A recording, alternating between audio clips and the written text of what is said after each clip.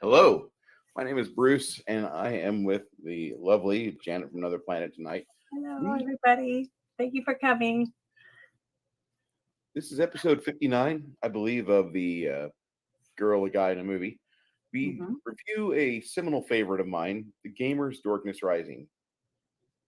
hmm Janet, this was your first viewing of the movie, correct? Yes, it was wonderful. But you could definitely tell how much they improved with setting, costumes, acting ability. Everything has improved since the movie that you showed me before. The other one with the gamers in it. Yeah, They that definitely that had a better budget. they had a exponential budget increase with this, hmm and a lot of my friends and I we watched this movie with uh, a lot of anticipation because it was being pushed around all the conventions at the time. hmm And at the time I was living in Peoria, I wasn't in the best place. I was working lower than what I should deserve job, and things just weren't going great for me. So I was having a hard time with that life, and I finally got my act together. Finally. And I get involved doing things down here in Texas, and I start assembling things and getting my old crew together, which they knew that like once I started working or having an area to do things, I would probably be able to be in touch with them more often, which is what's happened over the past 10 years. But when we finally got a hold of this movie in 2010, I think 2009, everybody had to see it. Every single one of my friends had to see it. We had to have it at local game stores. We had to show it, and they started putting out Creative Commons licenses. So as long as you showed the movie in its entirety, including the credits, you could show it pretty much at a town hall, down at the park on a big screen. They don't care. Just show the entire movie as it is. hmm They wanted So it to we be could show it tonight without them getting mad. we could, we could, but I would rather us because we had the viewing, the watch party last night, and thank you for everybody that came by to that. Yeah, it was fun. Should also probably say hello to our friends, the chatters, and the groupings here. We got Flady. Hey, Flady, how you doing, sir? He was involved with us. Hi, Ian. Here and Crafting Gamer, Six Nation 31 Kings. It's in here as well. So had a lot of people in the chat last night just kind of chilling out in the Discord. And I think that's going to be a thing in Sundays from now on. We're just going to kind of view what we're looking at, and any discussions, go ahead, be unmuted and let you guys know. Not sure if they still allow the viewing. Their sites are being updated. Probably, probably they probably still do want to have that, but I can't speak for them, so I should probably say I don't know. Yeah. But is there a way we can find out? I could probably send them an email. Mac Thompson, hello, sir. How are you today? Maybe Six they Nation. would. They're trying to get it to be like a Rocky Horror Picture Show. You know what I mean? Where people want to have big parties around it and stuff. That would be a fun party, though. If people were to come dressed up as characters in the movie, and then, like uh, act it out or talk through it while we're watching it. That would be kind of fun. That would be a lot of fun. But what would be the most fun would be the guy that's dressed as the woman, and then when it's the woman's part, them having to pass each other, back and forth. That would be really funny to add to it. And you'd have to have a goodie bag with all the stuff they use in the movie. The outtakes was cute too. Now that's something I wish every movie, especially anything that had to do with any comedy and stuff, to have outtakes at the credits.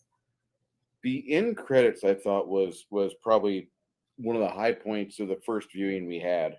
hmm I am not certain what's going on with Rumble tonight. For those of you that are on Rumble, I'm sorry. It looks like it's feeding in. Hold on. I'm sorry, guys. I know, Bruce. Stop doing that. I've tried to do Rumble a few times, and it said setting or it's setting it up or something, and it never finishes. Okay, we are live on Rumble. Yes. Good. Apparently the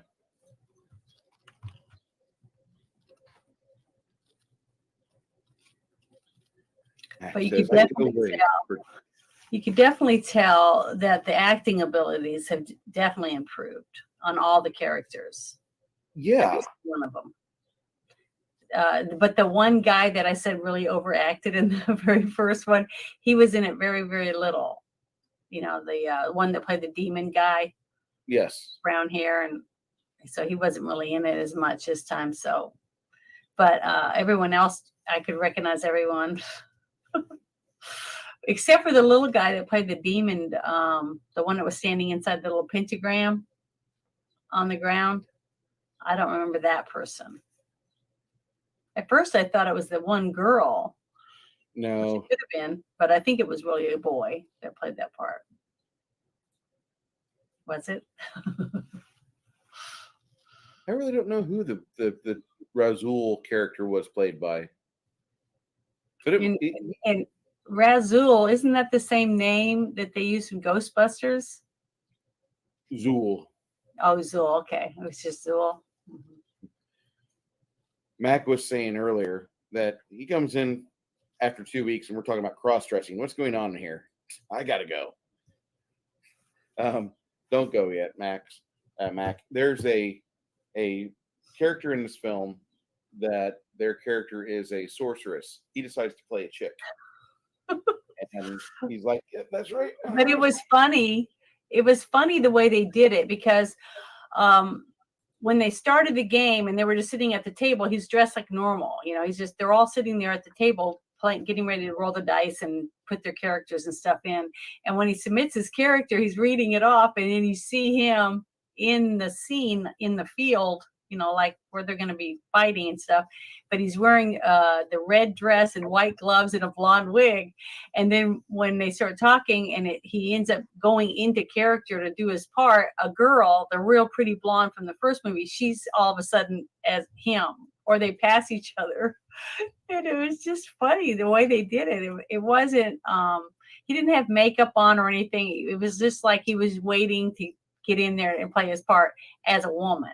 And it was so cute how they kept going back and forth, making it embarrassing in a way, when the guy that wanted to be the bard, and he's like, do you want to have sex? And then they're like, well, you're a guy. And he goes, well, I'm a woman, whatever. And then when she would change into a woman for the game, and then they would go to the back room or whatever, just little stuff like that. I thought it was hilarious. To me, it wasn't anything like this stuff. I don't even think the people today that are all into the whatever you want to call it wouldn't even like it the way that they did it, because it was so comical. It was almost like in Living Color, when they would dress up like Tooth, yes. to dress up as the woman, the Wanda with the big lips, whatever, that character. It was funny as shit. And we knew it wasn't a woman, but it was funny. You can't even do that now. You cannot.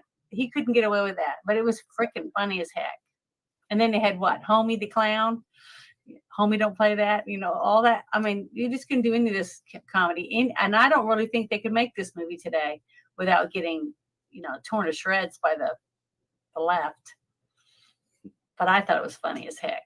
I'm sorry, you're going so fast I can't read and talk at the same time, because I'm blonde now. So, oh well. Just kidding. But I thought it was genius. I thought lots of aspects from the script were just really good. And who wrote the script? Was one of the actors the writer, or was it the director this time? The actor that played the heavyset guy that was drunk all the time and slovenly around the house, laying on the floor in the hall every night when he'd come home. Okay, he wrote it. Yes. I think he did a good job. I thought it was very well written. I thought it was a good script. I thought the story was definitely better than the very first one. I don't know, the characters had more depth to them this time. Like with the the ex gonna play the game, gonna join the game, and how they bickered with each other, almost like they were really exes. And then the kind of warmth between the master of the game and one of the players, and which happens to be the ex, that kind of thing. With Kevin, Dale brought that up. I just thought that was adorable. So that was That's your name? arcs. Who's Yeah. Kevin? Who's Kevin? Yeah. So I just thought it was funny. There was good character arcs for all the characters, even the little dorky guy. All of them had different things that happened to them, and it was so sweet. When the one guy got pissed off, had a bad attitude, and left, that the little dorky small guy crawled under the table and said, "He says, so what happens next?" So I just thought it was great because he was a team player, and Yes. it brought the rest of them together as a team. And I thought that was really good. And I love the whole aspect of how the dungeon master, the guy running the game, basically, to me, it reminded me of you a little bit, that when he snuck in the character of himself as a virtuous, righteous person, like what she had told him, and he took her advice when she told him that you are they do this stuff because you're just hovering over them like basically like a mother hen or something, and didn't trust him and let him try to make good decisions. And it was great how they all ended up becoming a team working together, even though the one was not happy with some of the choices that were made in the game because he was very headstrong and wanting his own way. But you got that in real life. So I thought it was really good. I wish I could kick ass as good as she did in the very first fight. Too, because she had 3 plays and she was talking about all the different stuff she can add. And that reminded me a little bit of Hilga's character. When she first started, she was like, don't I get another one of these and whatever. She understood a lot more than me, and I was really trying to listen to her to learn from that. So I thought it was really good. I really, really enjoyed this movie. And I laughed a lot, and I know I made a lot of noise when other people were trying to watch it, but I should have turned my mic off. We were all muted because we've seen this movie many times before. Oh, all of you'd already seen it before? So I was the only one that hadn't seen it before? We had to break in the virgin, and we wanted to hear you laugh and chuckle and oh my throughout the whole thing, and we got and it. I did catch the whole little twist there at the end when she poured he poured the water over her before they were finished spilling the beans. So little things like that are good too.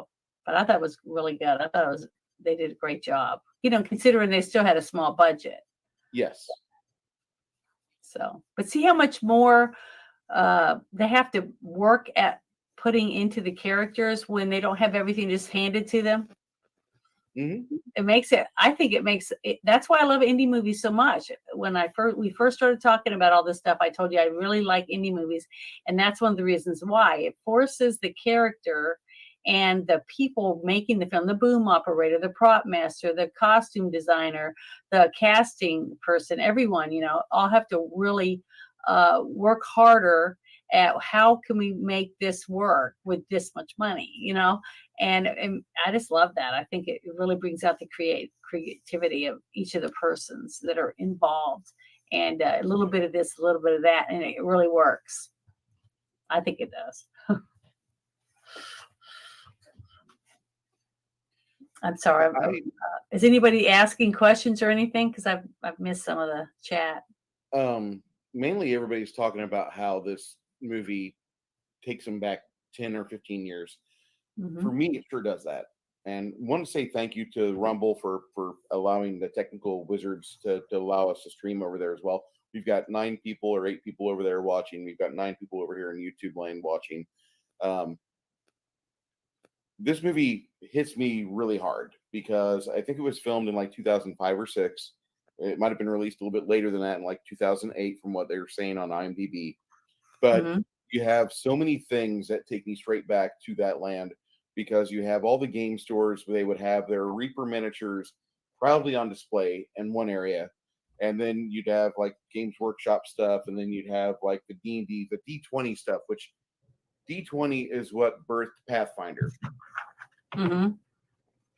Janet doesn't know what we're talking about. I have to take Janet back in time and explain this to her. Please forgive me, chat. I'm In sorry. 2000, no.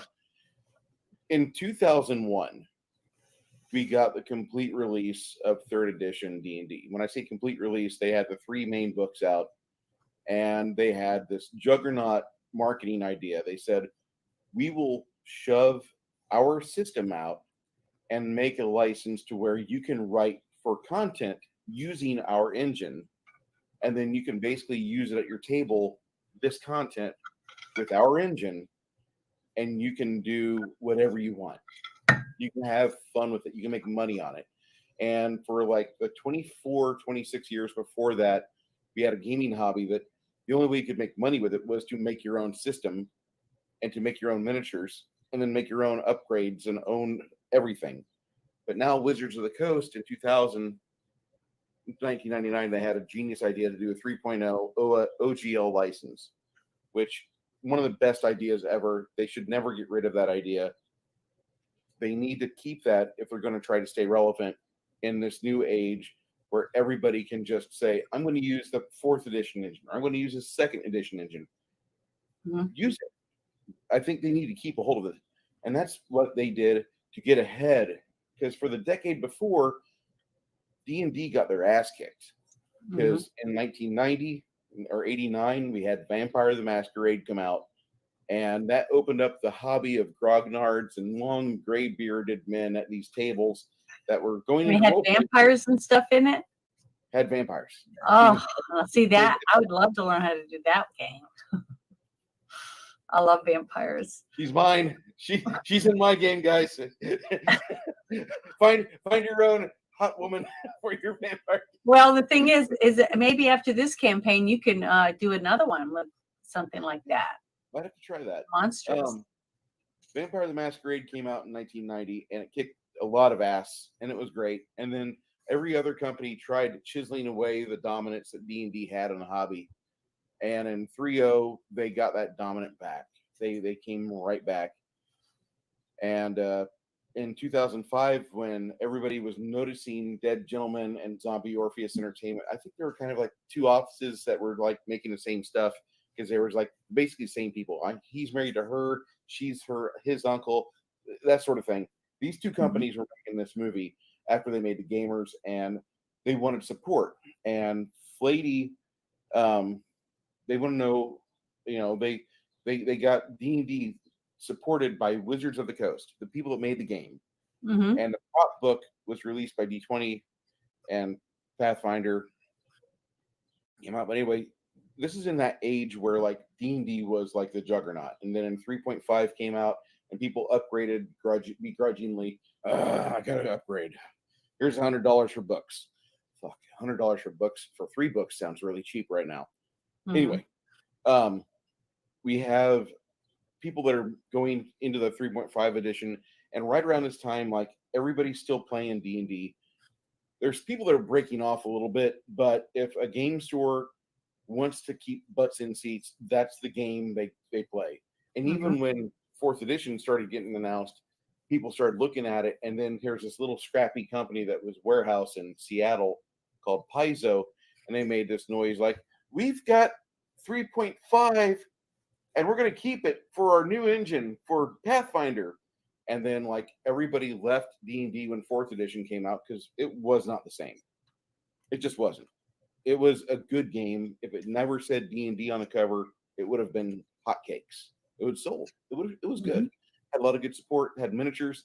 They sold their own brand of miniatures. Okay, they sold their own brand of dice, their own brand of everything. But Paizo comes out with Pathfinder, and they have every 6 months you get a new campaign from 1st to 15th or 17th level. You get to play. You get to try these new characters out. They give you new rules for new characters every year or so. And so then you have all these various things. And so Pathfinder was a juggernaut from like 2009 to 2015 when 5th edition came out, because WotC got beat up too much at the bank. And so WotC says, here's 5th edition. It's the IP edition. We're going back to the stuff you guys like. We promise.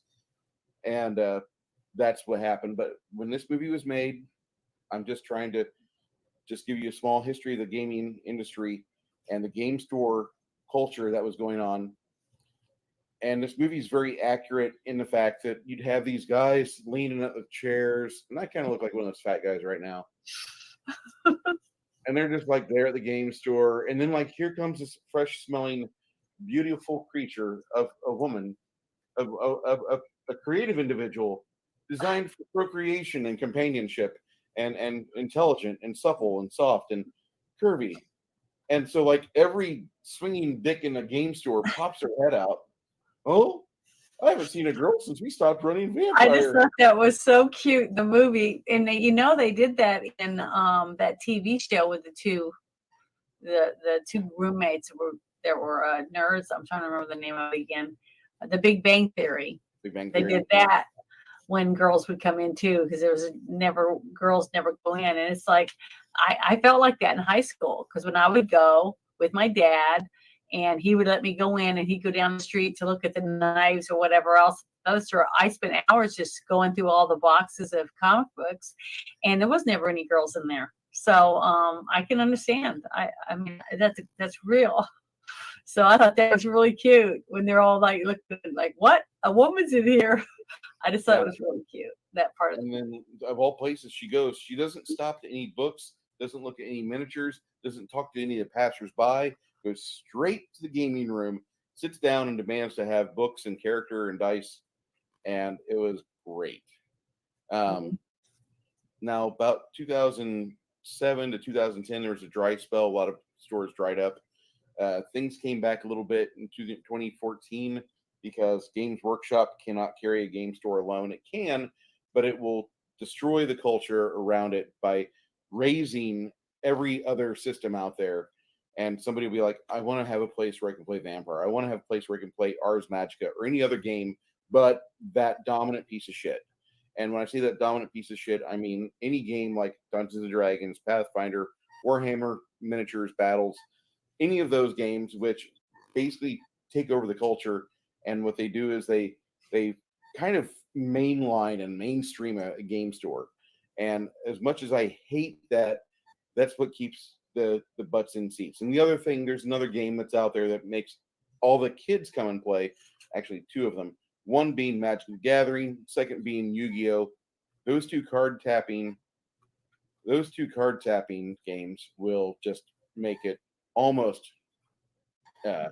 Didn't COVID like hurt a lot of the comic book shops, though, especially the ones that had little gatherings like that? Didn't they close them down and not let people gather together to play games and stuff? Because I know in a couple of the states that I drive through a lot of the places that I would stop sometimes and look at, because they'd have people would bring in and sell, their figurines, or there's some of their collectibles and comic books and stuff, and you can get resale stuff. And I loved, just scrounging through stuff, and they all went out of business. So it was really sad to see that type of businesses go out when you could go down the strip bar or to the liquor store, but you couldn't get a comic book. I don't know. I just thought it was unfair. A lot of the things that they did, the way they did it in some of these states. But someone named Patty's Parlor, they said that they couldn't talk or something over in Rumble. I saw that on their chat. Yeah, I'm not certain what's going on with Rumble. They have streaming over there right now, but it's kind of weird. Got 4 people in there watching. I wonder if they're trying to chat or if they're able to do everything you're supposed to be able to do. But this will be should be uploaded to Rumble once we're finished. Okay. Oh, they said they think it's their connection, not Rumble. Okay. My Rumble chats are usually pretty silent. I apologize. But just I needed to give you an idea of what the gaming culture was from like 20,000 to about 2015. Well, that's something I wanted to ask the other night, and I just forgot about it. Was I know a few people that play World of Warcraft on the computer, and a few of them, they just make characters and play them, and then they sell them. So back when this all was real popular, it's like its peak or whatever, did people do that with their characters that they built up Not and really sell them? do that per se. You won't find people that can sell their characters with various gaming systems that are tabletop oriented, Mm-hmm. but you will find people that they will find a particularly good combo when a book gets released. And so they'll flood the message boards and they'll say, "This is what I have, this is how it is." And then they'll post their character online. And next thing you know is that, like, when you're the GM, all of a sudden your guy who's a potato at the table, he comes up with this character concept. It's like, this seems kind of advanced for you. Where'd you find it? I created it. No, what forum were you at? And after about a month, you'll get it out of him. He'll slip up or she'll slip up. Yeah. And it's, I've been to Puyallup. I love that area. Um, Very pretty. Uh, they they will spread their information through the various forums and such, and it's really important to do that. I think an active community for gamers really, I don't like the optimization of characters, but I do like the fact that they're talking with each other, trying to help out people that don't quite grasp the gameology behind the character concepts. Because the way that we play, at least the way I see it, I don't know how you could take a character, like if one of the people was to leave and go to someone else's game, how they could take it and play it in another game, because the build for this game, it seems like it wouldn't really be useful if the other person's doing a different type of game. You know what I mean? Because One you're really, allowing different magics, and some people don't allow much, just like they were talking about when we were watching this game. I don't allow that, and I don't allow this, I only allow these things, that type of stuff. So how would you be able to take one character from this game and then go to another people's game and play and be able to use the same character? That's what I was trying to ask. If that makes any sense. what you would do is, typically what happens is somebody, they leave a table, and they liked 80% of the table, but there's Mhm. 20% of the table that makes them want to leave.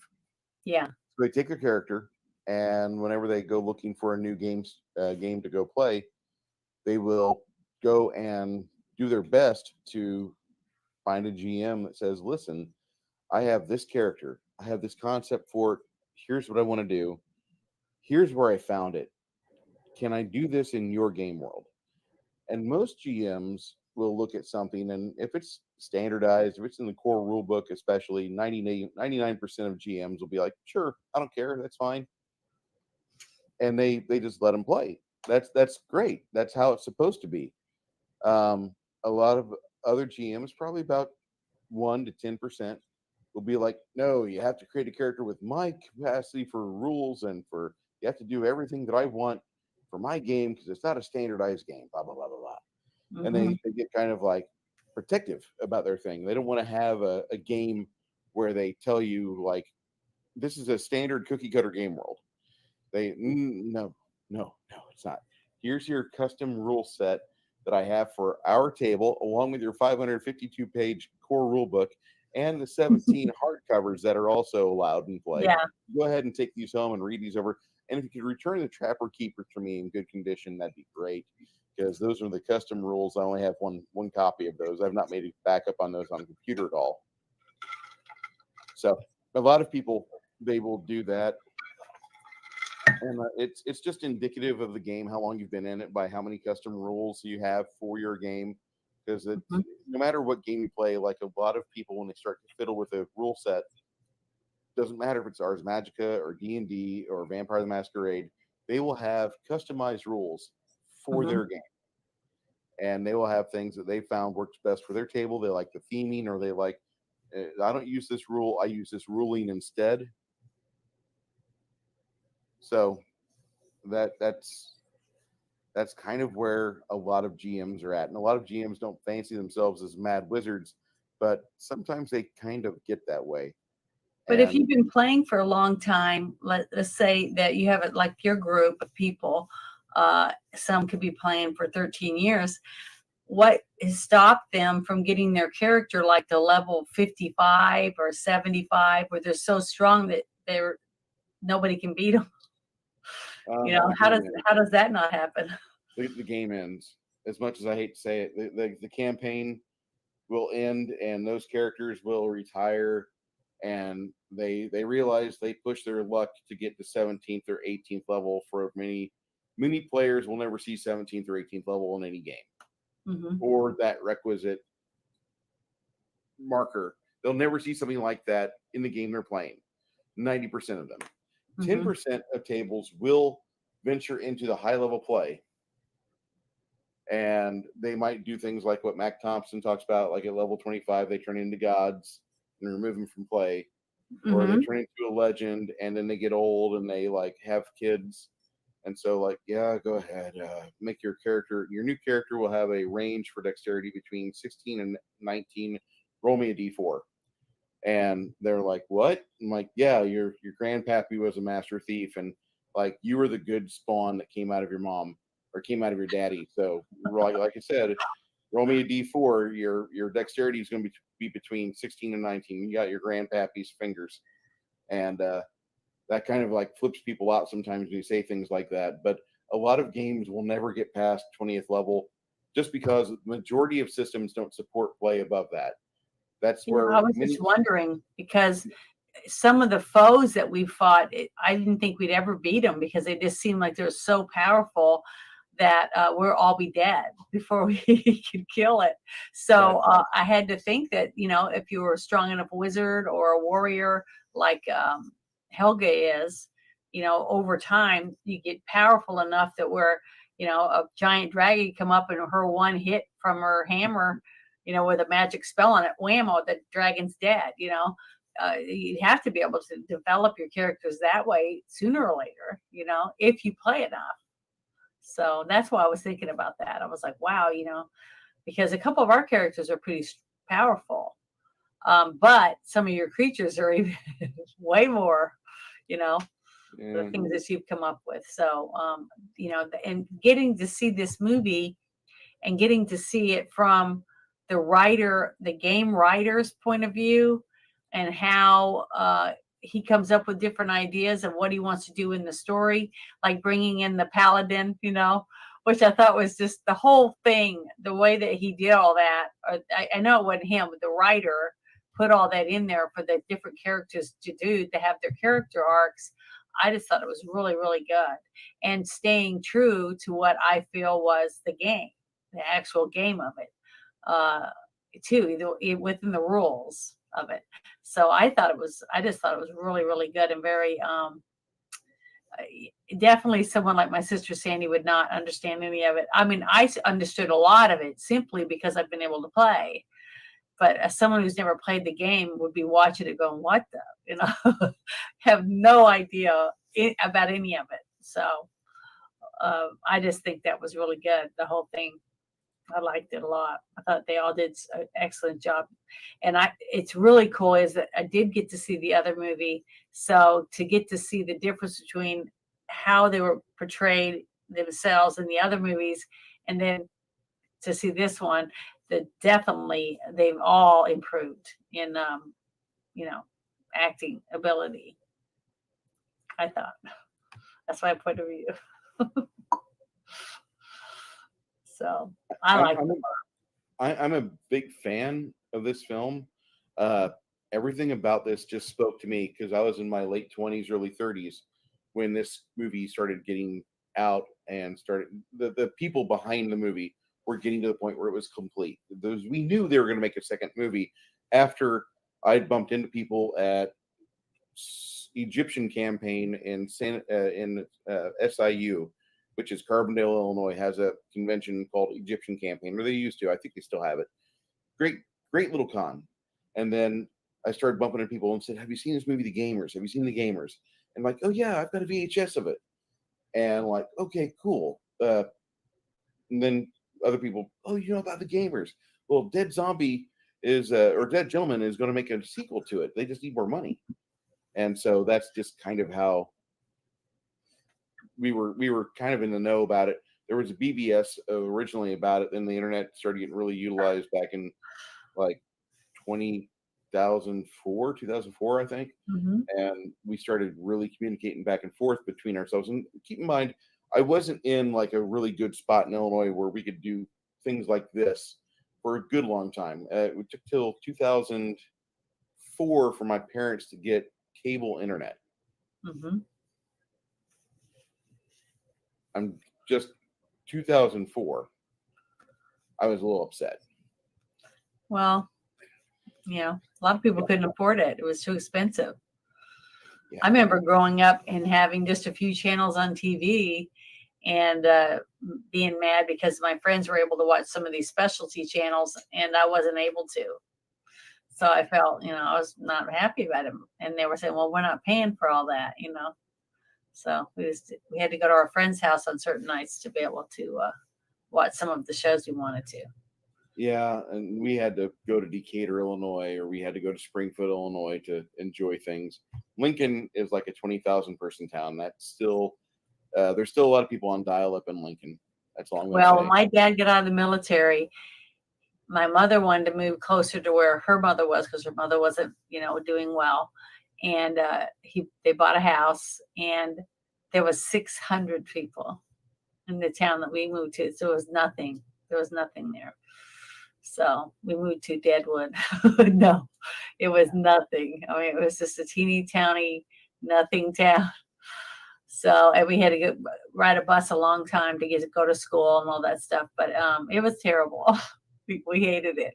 To go from the military base where there's everything, movie theater, bowling alley, grocery stores, a little mall, had everything you wanted. And then we had to move, and we moved to this town that had nothing. So it was really hard. And then I remember Sandy and I sitting around trying to talk Southern, howdy y'all, just trying to, not talk like we talked so that we could fit in and people wouldn't make fun of us at school. So it's funny what we do. And somebody made a comment. Oh, there it is. It says, gotta teach Sandy to nerd more gooder. Okay. Well, guess what? Sandy was she was a natural blonde. And I would say, look, Sandy, a dead bird. And she'd go, where? Looking up in the sky for it. So even if she had a comic book, I don't think she could read it and, understand what the concept of what's going on in it. So I never did try to do it because she just thought it was dumb. She wasn't interested. So maybe one of you guys could start sending her messages or whatever on her channel or on Twitter and say, hey, keep it clean. Keep it clean. Well, I'm talking about being more nerdy, realizing that being a nerd is not such a bad thing. It's pretty good. I have always enjoyed it. And every so often, that's kind of interesting. And, I'll show her different things or whatever. But she comes to my office and just looks around because she's got like, porcelain figurines that are real pretty, ballerinas, stuff like that. And I have Wolverine, and I've got all the little characters for Rocky Horror Picture Show, and I've got stuff from all different kinds of movies and stuff. So it's just not what she's not interested. Our friend Mac has not met our friend, your sister, Sandy. She's my sister. And Friday night, I've talked her into doing a show. I call it the Friday Night Shit Show. And the first night we did it, it was right before Mother's Day, and it was our mother's birthday. And she's passed 4 years ago. And I was kind of depressed. So I called her on the phone and I said, what are you doing? And she goes, I'm depressed. And I said, hey, let's do a live stream. Will you do a live stream with me? And she's like, okay. So she was on her phone and we just started thinking, I just called it the shit show, Friday Night Shit Show. We just started talking, and a few other people were in the chat. And so I invited a few people up to be on the panel, and we just sat around and talked about bullshit. And, about us being kids and our mom and things like that. It was a lot of fun. So I just wanted to have a night where we could just talk about whatever shit is going on, We try to encourage the sisters on Friday nights, Mac. We the sisters? I have 4 sisters. So it's like I tell Bruce, I said, when he first asked me to start doing this with him, I was like, I love talking. And I said, and I try not to interrupt people and I try not to talk over people. I've really been working at it, since I've been on my own, but it's just a hard habit to break when you're growing up and you have 4 other females in the house and you have to, sometimes you got to talk, and if you can't talk because everybody's talking, so we just talk over each other, and it annoys a lot of people. But we don't do it on purpose to piss people off. It's just that that's just how it is. Mac, I don't think we'll ever get all 4 of them on the same stream. I would love to do it. I would. Well, there's 5 of us. So I have 4 other sisters. Yeah, all 4 of her sisters and Janet together on one stream. I'm pretty certain we will have a run on blue pills.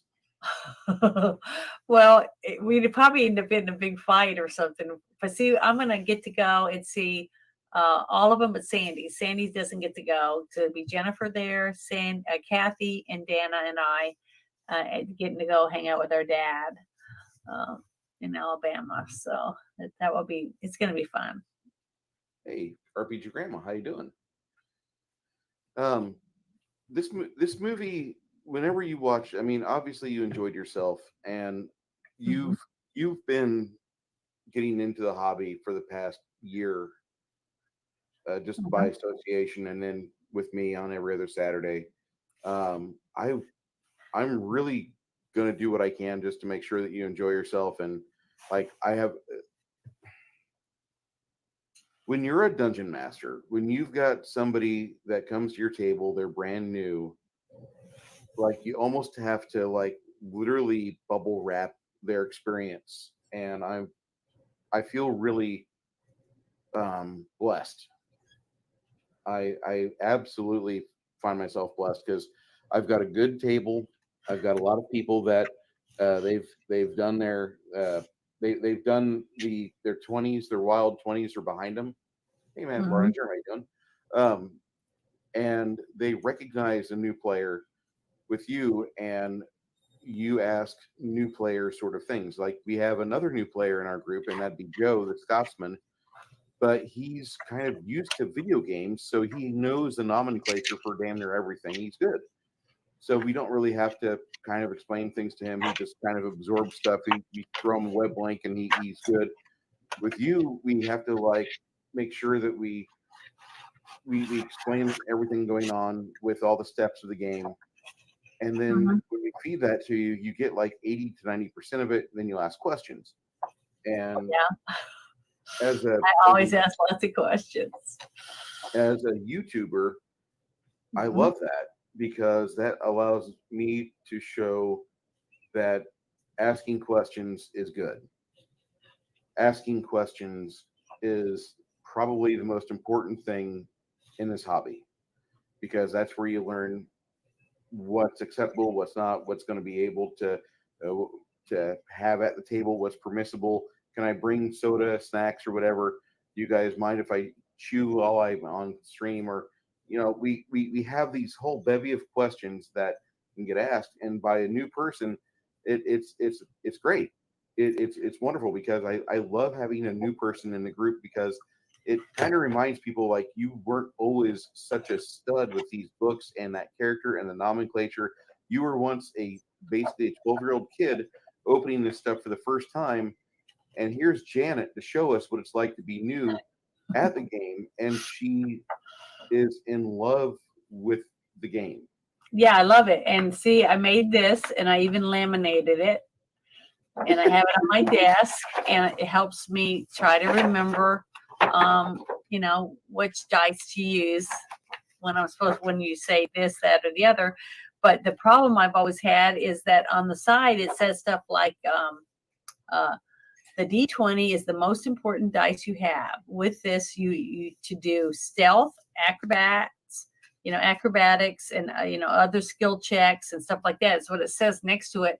But you guys sometimes use words that aren't on this list, and I'm struggling going, I don't know what dice I'm supposed to use, because you're using a different word than what's on this.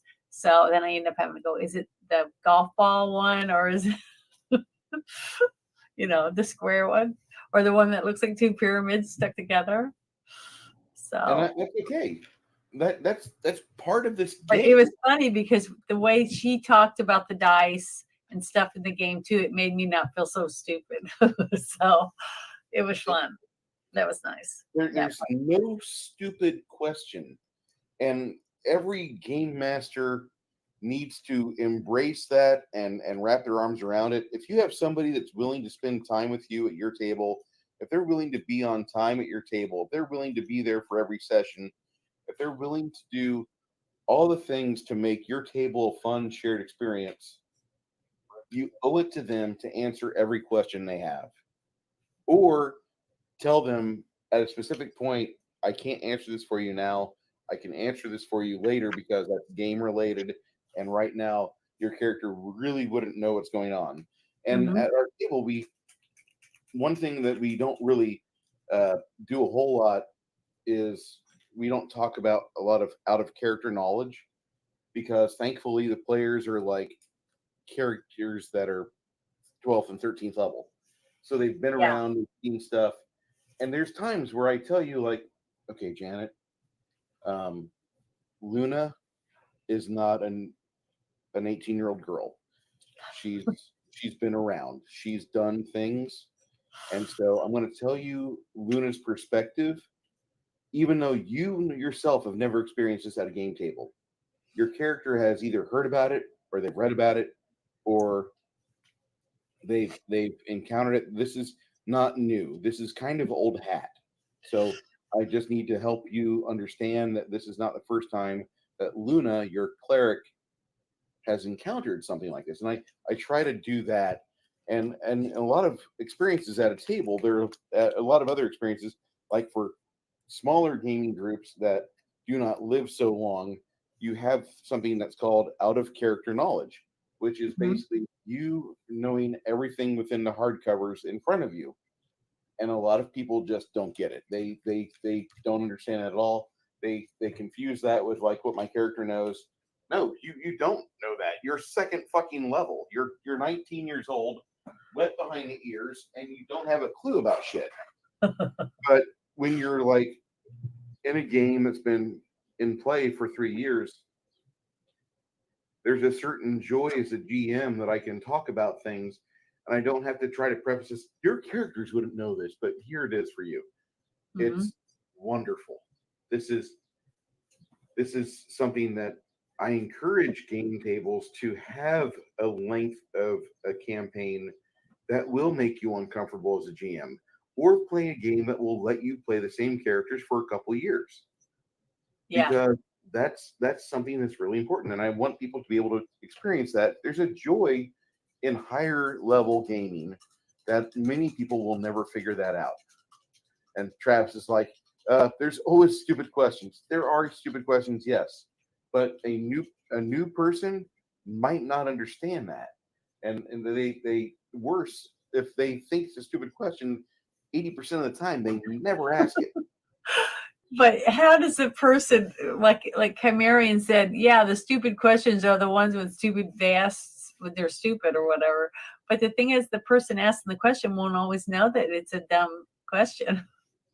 And that's where the joy of being a new character, a new player in the hobby, really, you get to bask in that for quite a while, because that's just one of the things. Like somebody that would, if we were playing in Faerun, and you're like, okay, well, okay, I guess we go to Shadowdale, whatever the fuck that is, and I have to like, hold on, put on the brakes. You're 8th level. We're going to Shadowdale, which is like a library, because like everybody knows in Shadowdale, there's this giant wizard that's been around since the time of fucking all the rules mismanagement, and he was originally a Mylar, like Gandalf, and then he changed the rule system to be for D&D, and so now he's just a very high level wizard that knows everything. He's got some druid levels in him. He's part deity himself. His name's Elminster, and he's going to be the thing you run to every time things get scary. But you wouldn't know that because you've never played this game before, but your character does. And Mhm. so I just have to kind of impart that to people. whenever they're playing a game like this. Let me give you just some piece of history that you do know. You don't have to roll for it. This is just like something that you know. If you want to know more, go ahead and make a roll. And the higher your roll, the more information I'm going to be happy to divulge. I might not give it all to you at once. It'll be things that you'll be like doing a trail ride 2 days from now, and you'll remember an anecdote about something, and it'll help pass time. But the newbies have so much leverage in the game by just being a question machine. They can be Alex Trebek while he was still alive and ask so many good questions. See, that was one of the things I thought was cute in the game when they were sitting all around the table, and the girl that was new to the game, and she made a kill. When she did her kill, and so she said, "Hey, I'm going to do this next strike because I made a kill." And everybody was looking at her like, except for the GM, he was like, yeah, you get this because of that, whatever, different things. You get different extras, an extra strike at somebody or whatever. And I just thought that was cute because the guys were like, how did she get that? Why did she have that when she has such low hit points? Things like that. I just thought that all of that was really good. So the guy that wrote this screenplay, I bet he's written lots of games. I don't know if he's written lots of games. I know he's got quite a Bible of stuff for the campaigns he's ran. Basically, things for Dead Camper Lake or whatever they call that Gothic series, and then he has another thing for Farther All, the medieval version of the game. I'm waving at all the new people. Starting to see some different names on there. Okay. So just say hi to everybody. Thank you for joining us tonight. Yeah, and Ironcaster hits one of the key things about a crunchy game. Reading the rule book is very useful. Joanna wanted to create a character that was high in dexterity, high in charisma, but if she ever had to use her spear, then she would be really, really good at using her spear. And so, like, she had first strike, she had some sort of critical momentum where she would get an extra attack for every critical she inflicted. And then she had some other stuff. And I just want to copy that and put that in my game because spear fighters are badass, and there's not a lot of love for spear fighting in any version of D&D. Like, until you get to the obscure third-party books where they like say, if you're a sword and shield fighter, here's some feats for you. If you're a hammer and anvil dwarf fighter, here's some feats for you. And that's they do that a little bit. But I really love that part of Joanna because she started understanding it just at character creation, and she started getting into it like, this is what I can do. And I really just think it was really cute though when her ex showed her a picture of what he expected her to look like. Yeah. Chain Mom bathing suit or bikini. I thought that was just really, it was really good on how they put in real life seeming conversation, depending on, because they were ex, they were no longer together. And some of the comments that the other guys made about, now I can see why you guys aren't together anymore. Things, just little things that made it lifelike, but also when they were playing the game, the way that they interacted, because one guy was a womanizer, the bard guy, every single scene, he was going to have sex, even in the church. So it's like, it was just funny. And then when he'd sing, it was really beautiful music, and everybody was just, lulled by him. But he died really easily. He was always dying. And then him cheating and having his employees make new characters. Yeah, employees making more characters. I just thought it was really, really cute. I thought it was a really well planned out script to be able to have it unfold, especially for people like us, that know something about how to play the game and the rules to it. So they had a lot more rules and behind the scenes type thing of the structures of the game this time than they did in the other ones that we watched. So I thought that was really good how they went about doing that, and how he put it down on paper for someone else to be able to act it out to make it seem like we were just sitting and watching them play a game and using our imagination for the characters. And that's why I thought it was so funny the way they did the whole one gentleman dressed up as this sexy fighter, you know. What was she? She was what was she? A wizard? Sorceress. A sorceress. Okay. Yeah. And she did a really good job. This is a poster that I was thinking of initially. I didn't want to say it aloud, but Six Nations cued it, and he's like, "Man, I got some serious St. Pauli girl vibes going on." I'm like, yeah, dude. I stood up and showed Bruce my outfit, but it's just you know, like it's short, and then I have a little hose on. Beer winch, amazing. Beer winch. It's just a beer winch outfit. So I thought I'd. You ought to come. You ought to come to New Braunfels when we have Wurst Fest. I've gone to a lot of those little where they cook a whole pig, yes. You know, and you go and you dress up in different costumes and go to Renaissance fairs, things like that. I love that kind of stuff. Anything where I get to, you know, dress in costumes and you know, have fun. It's a lot of fun. I mean, I wish everyone understood how much fun it was. And that's why someone had said something in the chat earlier about people look at it funny when you say role playing, but basically that's all you're doing, but you're using your imagination. You're not actually dressing up. But just think how much fun that would be if you could plan out somewhere and get some kind of place. Because I know they do it with zombie wars where you go in and you're either a zombie or you're one of the people that's going to try to make it through the maze without getting turned into a zombie. And you pay money. People pay money to be involved in this. And then they have to figure things out as a team to make it through this maze and not get turned into a zombie. I mean, they've done that kind of stuff. But the same thing, if you could do this, if you could write a story and then, but it wouldn't be as elaborate because it would be over, in 4 hours or 10 hours or whatever, how long you wanted the story to last. And then you get people to pay. They get to choose a character. They dress up like that character, and then they play the game on a giant grid board in a huge, like baseball or football arena. And you have it all set up, almost like the movie where they had the pillars going up and down, and they have to roll big dice or whatever. I just think it would be a blast, and I think a lot of people would sign up to do it and have like a convention where it's 4 days. So you have all these people and it whittles down over the days to find out who the best team was or something like that. I think it would be fun.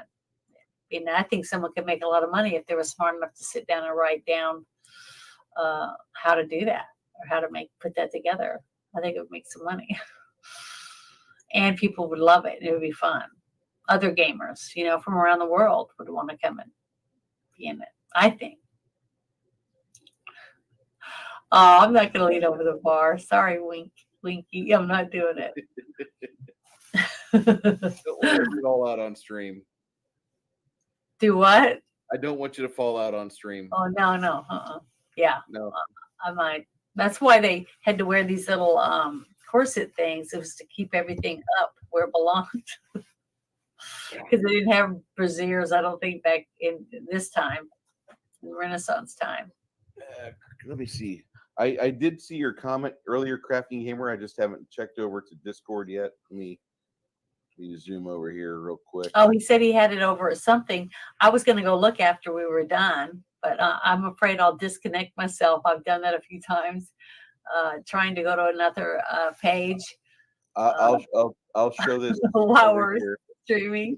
You can look at this later, but I'll show this off right now. This is a good guide to help people out. Oh yeah, that's really pretty. The more crafty dice that you see, they have little cases like this, which are really creme de la creme sort of stuff. You'll spend like $15 on that. It's really pretty.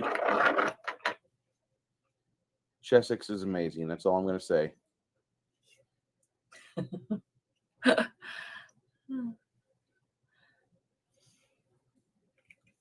Hey, RPG Grandma, how are you tonight?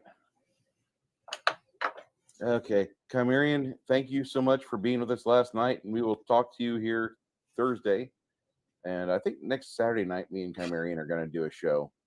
We're going to have a discussion on his musings. Oh, that'll be fun. She always looks good, doesn't she, Winky? I,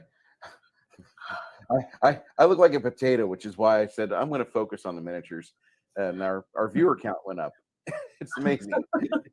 Been a gamer since the 80s. You just need dice and a big stupid box of artisan dice to roll it in. She says she's good. Mhm. We had Amp Guard, SCA, did all that in the 90s, and it made me think of Red Fang. I remember Red Fang. I've heard of Red Fang before. Okay. With everything that we kind of covered here, we actually kind of covered the movie fast. Wasn't mean. Oh, crafting gamer. I didn't mean to sound. I didn't mean to respond like you were impatient. And I'm gonna not like get rid of that picture because that's actually a really good picture to to have in a chat. Just to help out people. Because if you're running a game for new people, that's one of the best diagrams I've ever seen. That really is. Um, and I wasn't taking it like you were being pushy. I just like, oh shit! Before I forget, let me go over here and check this out, and I'll put it over into her Discord as well. Winky Winky Woo says the shittier your dice look, the sweeter the rolls. Typically, I'll agree with that. I would definitely agree with that. Hey, you have a huge pile of dice. I actually have a pile for this room and I have a pile for the front room. So this room gets the bag. And this is this is when you know you're making too much money in your chosen field that you start spending, oh yeah, I'll buy that for $100. And What is it? A vest? It's a bag. Oh, it's a chainmail bag. Chainmail bag. Yeah, to put your dice in. Yeah. Where do you buy your dice?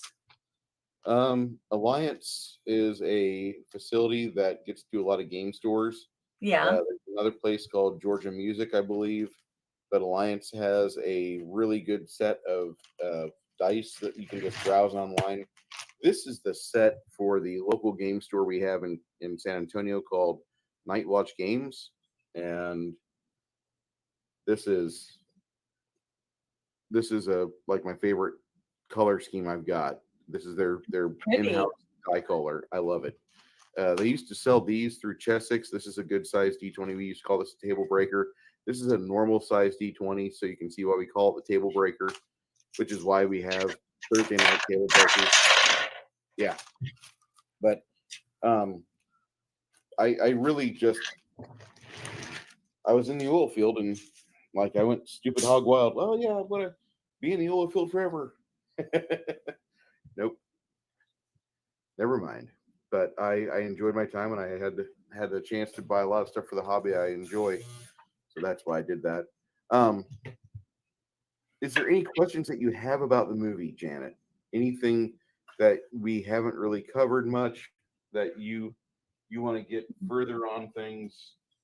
Because I don't know. I mean, um, it was a very self-explanatory. Basically, they answered everything as they went along because he finally finished his book about writing that game and having his friends play it. So, he finished it. But some of the other things that you were talking about afterward, about how they got ripped off, because they were trying to branch out and make more money to be able to do different things, and make more movies and things like that.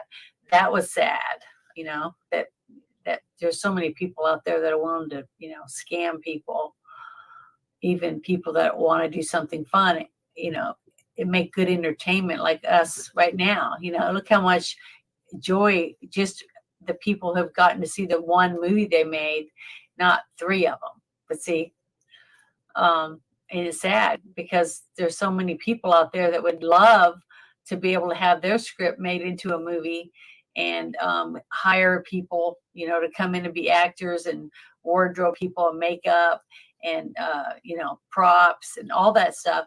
But they just don't have the funding because they're not rich. And Hollywood doesn't want new people in. You're either in the group or you're not, unless you have somebody that brings you in, you're just shit out of luck. You know what I mean? So that means everything. That means getting parts in movies, even commercials or anything, or even writing.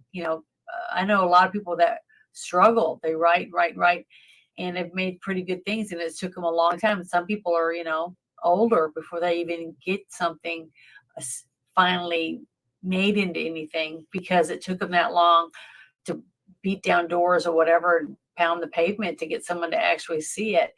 And usually from my where I'm at, it's a person works with another actor in a movie or a commercial or whatever, and then they get to be friends, and then over time in that relationship they say, hey, I got a story, I want you to look at it, and they look and they go, wow, I really like this script or whatever, and then they're able to get it made because somebody that's already in the business was able to contact the right people to get their foot in the door.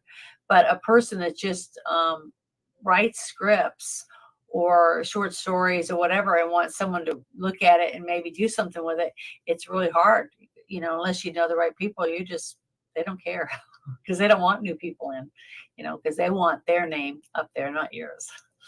So they'll buy it from you though. See, and that's another thing. There's a whole thing on how you can sell your story, but if they buy it from you outright, then you don't get any credit for it. You're just a person that provided them with a piece of paper with a bunch of stuff written on it. They'll make a few changes to it, and then their name would be on it because they own it. Just like I think it was the Santa Claus, the movie The Santa Claus was written by a person, a starving artist or whatever, and they sold it for, I don't know, a few thousands of dollars, and they made 3 movies out of it and sold tons of merchandise, DVDs and everything, and made a lot of money off of it.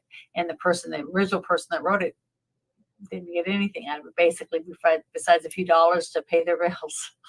So, I just think that's sad, because to me, like the lady that wrote the Harry Potter series, basically she was eating out of garbage cans before she finally got someone to finally read one of her stories and was like, wow, this is really good, just to get the books published. And it changed her whole life. And she was a good writer. But just the depth of the Harry Potter books, think about it. So, you either know someone or you don't. And these guys didn't know anyone, but because they had enough friends that were willing to want to see this come to life, they were able to make the very first movie. And we saw what some of them looked like. They didn't have anything. I mean, they were probably living all in the same place or with their parents or who knows what when they first started doing it. But they cared enough about and wanted it so bad that they were willing to do whatever it took. And that's the ones that make it somewhere, or are more successful, the ones that aren't going to give up or have other means of making money, another means of income while they're doing the other things. Because most people aren't able to make a living, just being an extra or a boom operator for this little area that makes a few movies or whatever. And they have to travel somewhere where they make lots of movies and then try to get in somewhere to be able to work in the movies, to be a lighting person or a person that just lays cable or carries batteries for the cameras, all that stuff. There's so many different jobs. That's why if you sit and watch the very end of the movie, when all the people's names go by and you stop and read them, that's a lot of people involved in making one movie. It's really shocking. I mean, you might have 50 people that work for Crafty, and that's all they do is make sure that there's food on every set for the second crew, which are the people that do like people walking across the street or crashes and stuff where the actors aren't really involved. You don't really have to have an actor, or you have hand doubles, that are reaching and doing stuff on a table or whatever. And then they edit it all together and it looks like the actors doing all these things, but it's really just a small part that the actors actually doing. The rest is all done by other people. So, and they get all the glory for it. The director, and the people whose names are up there real big, and everybody else's is real tiny. The ones that do all the most of the stuff to actually make a movie. So it's just that's why it's called movie magic, because it's so intriguing and exciting. If you ever get to go and just watch, if you find that they're going to be filming a movie somewhere, just go and just stand out there and watch what they do. It's really boring. I mean, it really is, because most of the day it's just setting up the lights, taking the lights down, setting up the boom, setting up this or this scene or whatever props they're going to need. And then the actor comes out and they do a few shots and then the actor leaves and then they start taking everything down and go to the next place. So most of it is preparing, prepping, getting ready. That's what you have a stand-in for. The stand-in stands there while they do all the lights and the microphone checks and everything else for hours and hours. Then the actor comes in and works for an hour or so and they're done. And then they set up for the next scene and the stand-in goes and does that, stands there. And they want someone that's like around the same height, the same body build, same hair color and stuff, because when the lights are on their skin and on their hair, they will know what it's going to look like when the actors are in there. So that, so it's, it just depends, but it's interesting stuff.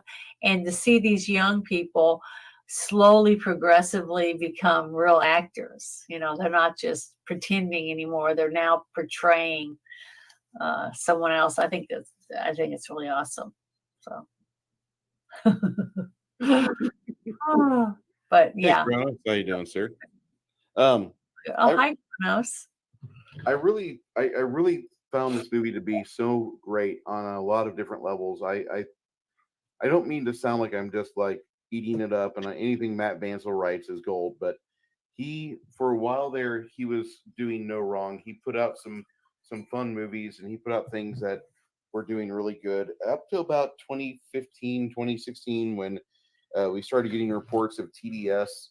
And that's kind of when things in my own personal opinion, that's when the wheels came off for this company. Mm-hmm. They're trying to get everything back, but I hate to say that, but like there's a lot of people in the film industry that thought they could get ahead just by rating and raving against a president. And I probably am the flip side of that coin, because I rant and rave about a cokehead that's got got a daughter that the president doesn't care about. And I know that sounds terrible, but I'm the flip side of that. And there's a lot of people like me, and I'm sorry for you guys that hear that and you roll your eyes. I don't know what else to say, but a lot of people in 2015, they kept their identity open by blasting Trump. And that was just something that if I heard that, I probably didn't buy a lot of products from that person after that. And that was one of the reasons why I really stopped buying a lot of shit from Paizo, the guys that make Pathfinder, because I don't want you to make money if you want to be a Marxist. Mm-hmm. I don't want you. I want you in food lines. You're the exact person that we need to feed for free. And then you go back to your little closet space hotel or studio apartment that you get paid for because you don't like capitalism. And I don't want those people to make money. And I'm sorry, but that's just how I feel. It's funny, Bruce, is that when you get to work on a movie set, depending on whether it's a movie or a TV series or a music video, something like that, and you get to sit with the other people while you're getting your hair done, or they're doing your makeup, or you're waiting for the wardrobe to bring you your clothes, and whatever show you're on, depending on what theme that they're going by, or if it's a 80s or 90s or in the 1920s or whatever, or it's a Western. And you're doing all that and you're talking to all these people because you're hanging out with people for, all day. 16 might be 16-hour day that you're working, depending on what scenes they're working on that day. So you get to meet a lot of these people. And when you start talking to them day after day after day, because you might have a part that you end up working on the scene, different scenes because you get your scenes filmed while you're there. So you might be there for 13 days. Okay, so say it takes 13 days. That's a long time when you spend 16 hours a day with people, right? Mhm. And then you start realizing these people are just like you. They just want to pay lower taxes. They just want this, that, and the other. And believe me, they're not thinking like the person that's making, 10 times what they're making. This person's making an hourly wage that's doing your hair, your makeup, and things like that. And the actors that come in are making a check for like, $400,000. And they're not really, they just come in and do a few scenes and then they're finished. And these people are working every single day, for the whole 3 month time or whatever amount of time it takes to make the movie. And then if they film, let's say they film some in Alabama, and then they go to California and do some in the studio, and then they move them to Montana because it's a Western, and then they film some stuff there. So depending on the job that they have or what their character is, depending on where they are, what they're going to film. And sometimes you're in trailers. You just got these trailers all lined up, and everybody's got their trailers, and there's bathrooms, and one trailer's for makeup, one's for crafty, one's for wardrobe. So it's you just show up, and it's just a job, to a lot of these people. But to the other ones, the big ones that show up, most people just go, they're so used to them. Seeing these people, they're not like falling over anymore. But then you have people where they have the security, and the people are like, because some actor happens to be there, and everyone else just goes, this is no big deal to them, because it's just a job. It's something they do every day. It may not be on this set or that one, but they're doing the same type of work. An electrician or a person that carries bags and boxes for the director, or they're an assistant to this person, or like a couple actresses might have 3 assistants because they have one and they have their own makeup person or their own hair person. So, they accommodate all these different people. And just like I said, you have the camera, the director with all the stuff, and then behind him there's about 7 or 8, 10 chairs, the tall ones that look like director's chairs, and it's for all the people that have invested, producers, different people, and they bring family and stuff. So you got tons of people just moving around all the time, and trying to get people to call them, make sure you be quiet when they says, to be quiet while they're getting ready to film. So it's just a lot of chaos going on, and you have to have a lot of people to make sure that the people are where they're supposed to be at the time they're supposed to be. And as long as you have good people, like a good script supervisor, good prop manager or whatever, everything runs really smooth. But when you start putting in people that don't know what they're doing, that's when you start having problems. Like you could tell what happened with that one person getting their gun going off and shooting people, and they end up dying. That's not a good thing. So there's just a lot of things you have to have. And you might have a scene where 5 or 6 people are going to be in water up to their waist. Well, guess what? You have to have a diver there. Even though it's not really deep, they still have someone that's a professional that could pull them out of the water if they drowned or get tangled up in a rope or whatever it is. So it's just very technical, very expensive. If you have an animal on set, a dog or a cat or a bird, chickens or whatever, you have to have people from like PETA that make sure that nobody's going to hurt the animals, and the animals are being cared for and they're getting water. If you have children, the children can only work so many hours a day, and they have to have breaks in between so many hours, things like that. So you have someone else there to make sure they are doing that. It's just a lot. People don't realize there's a lot in there. That's why when you got to see the ending of this movie and you see the credits going by, there's a lot of people in there. And if you go back and research what each one of those jobs are, that's just a lot of people and a lot of things that had to be done to make this one movie. And this wasn't even a big budget film. This was very limited budget too, not as small as some of the other ones that they've done, as any movie, but you could definitely see the difference when you added a little bit more money and a little bit, and you could read on there was an acting coach. So you could definitely tell that they were better, you know what I mean, in their scenes that they were in, more believable. as actors because they did have professional help. So I think it made a big difference. Did you, Bruce? I'm sorry, I was replying to Patty's Parlor over on Rumble. And That's so okay. I'm going to ask you to repeat your question one more time. And I know that sounds bad. Oh, it's okay. I just was asking, could you tell a difference from the other two movies that we watched compared to this one in their acting Absolutely. abilities? Before I give my complete answer, I want to just highlight Mr. Dungeon Master James, who is kind enough to send us a $5 super chat. Oh, thank you. Yeah, I'm Appreciate wearing a wench outfit. Like because they had the director's wife was serving them in the little tavern, so I thought I'd dress like that. But I wore a blonde wig like the sorceress. Yeah, and if you guys remember that scene in the tavern, the bard whispered something in her ear. Is she hot? Well, I'm going to seduce her. And then he takes her in the back room, and after about 3 or 4 minutes, he comes back because he's just a regular guy. He doesn't seem to have like a huge constitution bonus. As far as this movie is concerned, appreciate that, DM James. I watched most of your video before prep, and was enjoying that, and I had to start this stream, but really appreciate your Monday night, sir. And if you guys want to know more about Warhammer or other non D&D games, Dungeon Master James is an amazing host, and he has quite an active chat. I know a lot of you go over there already, but I'll put his channel in the chat here.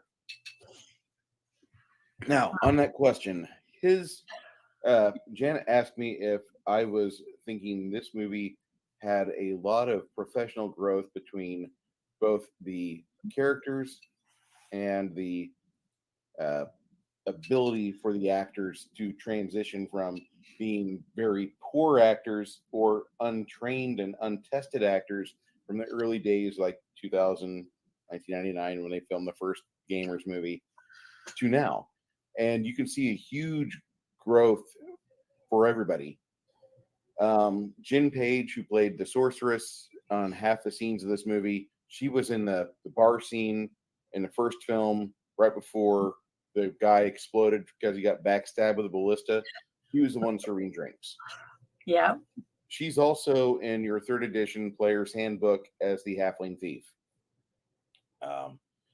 There's a lot of information about the people that are in this movie and how they tie into the professional world of game design and gamers, companies, and all that. But as far as acting is concerned, everybody leveled up. I'm so absolutely happy that this movie has just a good legacy. Nobody seems to find this film to be like not their cup of tea. If you're a gamer, you love this film. This is like your film that you show your friends. This is still a movie like 15 years after it came out. We're still showing each other this movie. This is like the same level of love many of us fanatics have for this film because it convinced us that this was actually going on. Mm-hmm. Not their fantasy life, but they were playing a game at a game store and then later at Lodge's abode. And they were able to interact and do all of these wonderful things in the game. And the GM was able to facilitate them because they had a good rule set. And he was just letting them have fun with their characters. He wasn't trying to manipulate and lord over them. Yes, he had an NPC cop with him. He had a paladin. But he was trying to do everything he could to let them dictate how they would advance the story. Mm-hmm. And he was trusting Joanna enough to let that happen because she knows a good story. She's in theater. One of the things she's doing, and one of the parts where she starts to really get it, what she's doing, she's in the theater and she's just kind of fiddling around with a pole arm, and she has one of those moments where she actually forgets she's in a theater and she's in character, and then everybody's staring at her, and that's my best. And some of them were clapping when she was done. Yeah. Because they thought it was pretty cool that what she did, the way she was spinning the the spear and everything, which was great. And that's what I was talking about earlier about role playing, about why do so many people, look down at people that are into that, like going to Comic Cons or going to what I was talking about earlier, where you get to dress up at Renaissance fairs and things like that. Lots of people are into it, and or going to, like me, I went to the Star Trek experience like 17 times in Las Vegas, or I could dress up and get kidnapped by the Borg, or and it was fun. And it's fun when people want to have your picture taken with you because they like your costume. That's almost like I can't even explain it. It's just awesome. You feel awesome when someone goes, "Wow, you look great. Can I get my picture with you?" Um, it's just fun. I mean, I had a shirt on, the Chive shirt, and it had Bill Murray on it. Okay, and it was I can't remember exactly what it said, but it was something about what he always says, and I can't remember what it was. But I had that on one day, and I was just wearing shorts and that T-shirt, and I had people stop and take the picture with me because they liked my shirt because it had Bill Murray on it. And but it was a Chive, for the Chive website. And then they have some real choice pictures on the Chive. Does anybody know what the Chive is? I remember the Chive. We used to have Okay. beer Mind delivered the here. Gap. Do you remember that? Yes. How popular Mind the Gap was? Okay, so good. I love Chive. I thought they were, that what was brother and sister that did it, and I thought they were really talented. I mean, they were really smart the way they marketed it and everything. So Bill, that's what they said, Bill fucking Murray. And they were like, "Hey, Yeah. can I get my picture taken with you?" So I had a lot of people that wanted to do it. They just love that shirt. I don't wish I knew what happened to it. I don't remember it. I have to dig around and see if it's in one of my drawers. Now that I'm thinking about it. But you just never know. But the thing is nothing wrong with enjoying yourself when you're out and about, or you want to go to a Renaissance fair and eat roast pig, or eat a giant turkey leg, run around and dressed up like a King Henry VIII or something. Why? I don't understand why people think that's so wrong to do that kind of stuff. Why that's immature. I think I love it. I think it's fun. I wish more people were willing to not be embarrassed, or to want to dress up in costumes of your favorite superhero or whatever, and go and have fun. I mean, it's a memory that you'll have forever, and I don't know, I just wish more people understood what that was like, and they would just not be so paranoid that, wow, someone's going to laugh at me or someone's going to make fun of me. Well, I was a nerd my whole life, so I got made fun of a lot, and my sisters were some of the worst ones to me. So that's the way it is. Yeah. And I I would go to the San Marcos one, but I've seen photos and it's kind of a different scene than what I'm used to. If it was in earnest, like we're gonna RP all day, it's gonna be a LARP. So you want to take a $200, $300 outfit there, and you want to look your best. And okay, that's fine. I I would go with that. It's really not about that. It's just more like just not being yourself. Mhm. And so there's like two varieties of it. You have one that's kind of like kid friendly, and you have one not so much. And I'm staying over by the kid friendly stuff. Not that I don't want to see saucy wenches and like amazing thighs, Well, that's what but I do too. When I was in New Orleans, I would tell people, well, who's coming with you for Mardi Gras? And they say, oh, I'm going to bring my mom or whatever. And I say, okay, well, then you need to go to Metairie to their parade because it's like family friendly, and you're not going to see a bunch of people with dildo hats on and, you know, boobs hanging out. If you go down the quarter, you're going to expect to see adult content. That's just what it offers. So I tell people, if you come to visit and you're ready to see boobs, and where to go. But if you don't want to see boobs and you want to see friendly stuff, then you go to Metairie on Veterans Boulevard and watch the parades and stuff. Where it's Legion Mitch safe. says something. He's like, and him and I, we agree on this completely. Do not make being a nerd mainstream. I'd rather be bullied like I was in high school and junior high than dealing with wannabe weirdos in the hobby today. Because, like, I don't mind if you want to be a weirdo, that's fine. more than likely, if you want to be complete weirdo, my table will be probably separate from yours, but you can have your table. But I don't want you to try to dictate how my table operates. And that's my biggest problem with the hobby today. They have so many requirements. Like if you want to go to a convention, 80% of them say put a mask on. Well, Mhm. I'm not going to those 80% of those. That's nowhere near where I'm going. Yeah. Um, and I'm going to have the amazing time of just hanging out with my friends. And I've learned that I can actually put on almost a convention in my apartment every 2 weeks by having my game. And I've got a 9 player game for the most part, 8 or 9 players will show up and we have a blast, either And it'll be online the or people that come to your house, that you invite over to your house, that play the game with you, and they see all what you have in your office, they are in awe of you. I guarantee it. And that's what's real exciting. Sometimes I've had a few people come to work on cable or a pipe or something like that, and then they'll see something in my dining room or something, because I have a lot of collectibles, in different places, and they're like, "Wow, you collect this?" And I'm like, "Yeah, you." And then they'll say, "I go, do you want to see some more?" They go, "Yeah," and I bring them in here in my office, and they go, "Holy shit, you got some great stuff," and they like it. Then other people might see it and say, they just look at it like, that there was no way they would even be interested in looking. So I don't, I just don't say anything. I have one sister that says, "Wow, you're very eclectic," because none of the frames match or anything, but I don't care about frames. I care about what's in the frame, you know, more than anything. And it's important to me. I even have almost all this stuff uh, on my will of who is going to get specific things. Some of my friends have showed interest in certain things, and different things will go to my kids or my friends or my family. And a couple of them, the ones that say, "Well, how much is it worth?" And I'm like, "Never mind." So I just leave.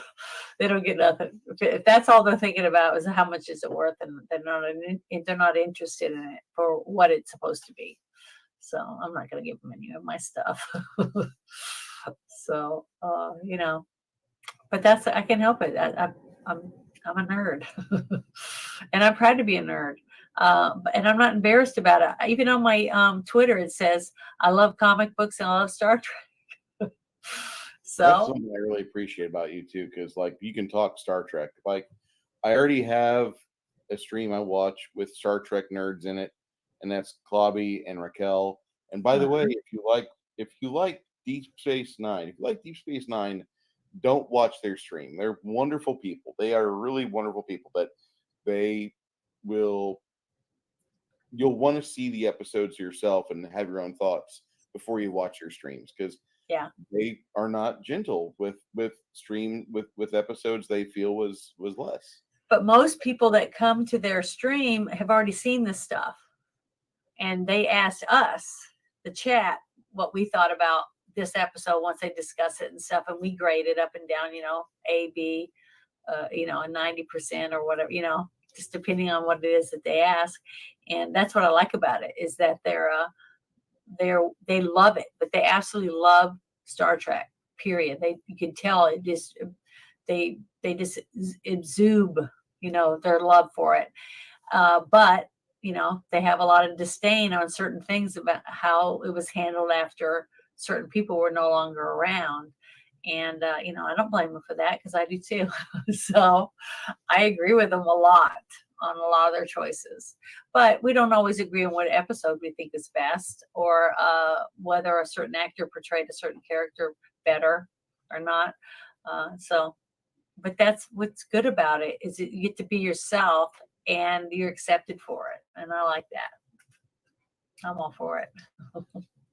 You know, I like I said, I don't mind the LARPing and the like. There's a couple. They're the Texas Renaissance Festival, huge, probably one of the largest in the country, and it is an amazing place to go, and you can see some interesting things there. There's like there's a family friendly side. There's a not so family friendly side, but I would probably be hanging out with Thorin, who makes his own mead variety. And I don't know if you can buy Thorin's mead up where you're at, Janet. I know you're not too much farther north than I am, but Thorin's mead is quite tasty if you like mead. And just saying for anybody out there, Thorin's mead, if you like mead, should try that. Yeah, I don't really like beer or any type of that kind of drink. You've never had mead? Have you had mead or no? Yes, I've had mead. Okay. I had relatives in Maine that made mead, and they made dandelion wine and some other like corn whiskey or something like that. So they're like hillbilly folks, but they live in Maine. They don't have a hillbilly accent; they have a Maine accent on my dad's side of the family, because my dad's from New York, and a lot of his relatives are from Nova Scotia and all up in New England. And my mom's family's all from Oklahoma, Texas, and I think Alabama, but I don't really remember that part of the family that much. But Oklahoma and Texas definitely, because she was born in Denton, Texas. My mother.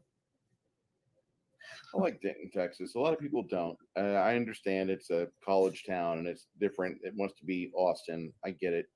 But Denton, Texas also has my favorite building in Texas, and that's the Reaper Miniatures corporate headquarters, where I can go and buy new miniatures or paint brushes. And they have a convention coming up, and I really need to go there.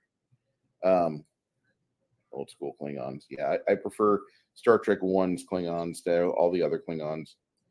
Um, we have some fans of mead in the chat, which is great. Mead is not beer, correct? It's typically a wine product, a white wine product with honey. If you don't like beer, that's fine. I like beer quite a bit. I'm on a binge of purging myself right now. I've been sober for 15 days. I'm just trying to get this straight before I go and I do my colonoscopy with the VA. You talking about these Kronos? Beads? No, these straps. Oh, okay. That's supposedly what holding up my skirt. Okay. He was asking in the chat. So why does it look like I'm being held up by strings? Or are you talking about these? These are lights. They're hanging behind me above my curtain. Sorry. I was just trying to answer his questions. Shindig? I'm an Animaniac. It could be a shindig. Quasi to the max. College Town provides cheap RPG books on secondhand markets. I don't knock college towns too much. No, and as much as I do absolutely hate Austin, Texas. I do like the fact that if I want to go up there, like I need to go up there soon and get some things straightened out with my plumbing license and get an endorsement put on there. Um, I I could go to any RPG store and pretty much fill in a couple collections I've got just on the things that they are going to have. And I already know this. I believe a Buffy episode. Bruce, I have a beer belly. Yes, I have a beer belly. I need to get rid of it, but it's going away slowly. 2 weeks without beer on a daily basis. I would drink 4 beers a day. And so I'm like, okay, I need to slim down a bit. Don't need to be pushing further than a 40 Has inch. it helped? Has Yeah. it helped? Yeah, it has. Because when it's like 16 years ago, I wanted to go on a diet, one of those diets, and I cut out all soda pop, and I didn't lose 1 pound. So I must not have really drank as much as I thought I was drinking. But I'm down to 255. So, and well, I'm that's shorter good, than you. isn't it? Yeah, I'm shorter than you. That's really not a healthy weight. So, no, this is like one of my favorite movies. RPG Grandma says, "I've got to go and get family. Have a great night. Thank you, Bruce and Janet." RPG Grandma, you're welcome Thank you for coming. You're welcome to come in here and provide chatter, firepower, and such. One of these days, we'll need to have a panel with you on it in here because I like you. I like your perspective as a gamer, and I really do appreciate what you bring to other people's streams. Grumpy, we've already covered the St. Pauli girl. I had the poster after my uncle died. It was great. Um, St. Pauli girl is not the greatest beer in my opinion, though. I do like their Oktoberfest. I I got to say that this is like, as far as films go, I would rate this movie probably an 89. And I know I'm weighing it very heavy compared to other films, uh, but I get more out of this movie than a lot of other people because this movie hits my hobby. So if I wasn't a hobbyist in this hobby, if I wasn't painting miniatures all the time, I would say this movie's an 80% out of 100. Mhm. But I think this movie, I've shared this movie, I've bought DVDs of this movie for my friends and family. I've I've not bought so many copies of a movie for other people's collections like I have this film. Because in the hobby, you bump into a lot of people that they have low wage jobs, they don't have a lot of options. And I mean that I'm not saying that all RPers are poor or tabletoppers are poor. I'm not, but a lot of my friends in Illinois were, and just where you decide that you're going to live and raise your family will limit you. That just kind of hurts you. And I love this movie so much that I probably have spent over $180 on this film to buy other people copies of this DVD. And I want people to understand that this is exactly the type of movie that you buy somebody if you love them, if you like their company, if you want to spend 6 to 8 hours a weekend or a week or more. This movie is exactly what I would do. This is the film I would buy that for. Like, a lot of my gamer friends have this in their collections because of me, because I was the one that told them about the first one. And so I think this is probably one of the more influential films I've watched because of my closeness with the hobby. And I can look at various scenes where I'm like, hey, that's the WotC offices where the Amazons or where the ninjas are delivering pizzas trying to avoid the pirates. And so this is kind of one of those films, like for me it's that movie that you would watch to get all the various Easter eggs, and I've done everything I can to enjoy every Easter egg I can about this film. This is the film that I want my friends to understand whenever I'm referencing something. They could probably watch this movie and understand it a little more in a conversational sense. Mm-hmm. So if you haven't seen this, if you've not seen this movie, let me know. I'll send you the link. If you just Google it, it will pop up. You can watch it on YouTube for free. And there's not many movies that YouTube will let you get away with doing that. This is one of those films that most gamers will pass around like a VHS copy or a DVD copy of it. Be like, hey, when you get time, you got to watch this, man. And that was everybody I knew from 2008 2010. And we all had the CRT monitors because a lot of us didn't upgrade until the mid 2000s, mid 20s. Mm-hmm. So we still had like this 30-inch case with a 19-inch monitor on the inside trying to do our 3D work or such. And it was just obscene, but that was exactly how we were going through the hobby. That was exactly how we were playing through all of this. And this movie means a lot to me. So I want everybody that, if you want to understand what I'm talking about, if you've not seen the movie yet, I'll get it posted for you. I want you to understand that this is a film that many in the industry, this is the gold standard. There was a new D&D movie that just came out. Janet rang a bell. What are you talking about? No, they're saying Bruce missed it. Ring it again. um, this is one of those films that everybody compares gold standard to. There's a D&D movie that just came out like 6 months ago, I And really liked it. And I know a lot of people didn't because for whatever reason, um, the people that made the movie they didn't like or something. But I loved it. I felt like it's like I told you after I got to talk to you the day after I watched it. I took Sandy with me, and I just loved it. I was like so excited. The whole thing when they were interviewing all the dead people with the Mhm. token from the cleric, I just loved it. I just thought it was so funny, and it was almost like that's what I said about the big game. What if we could really do that?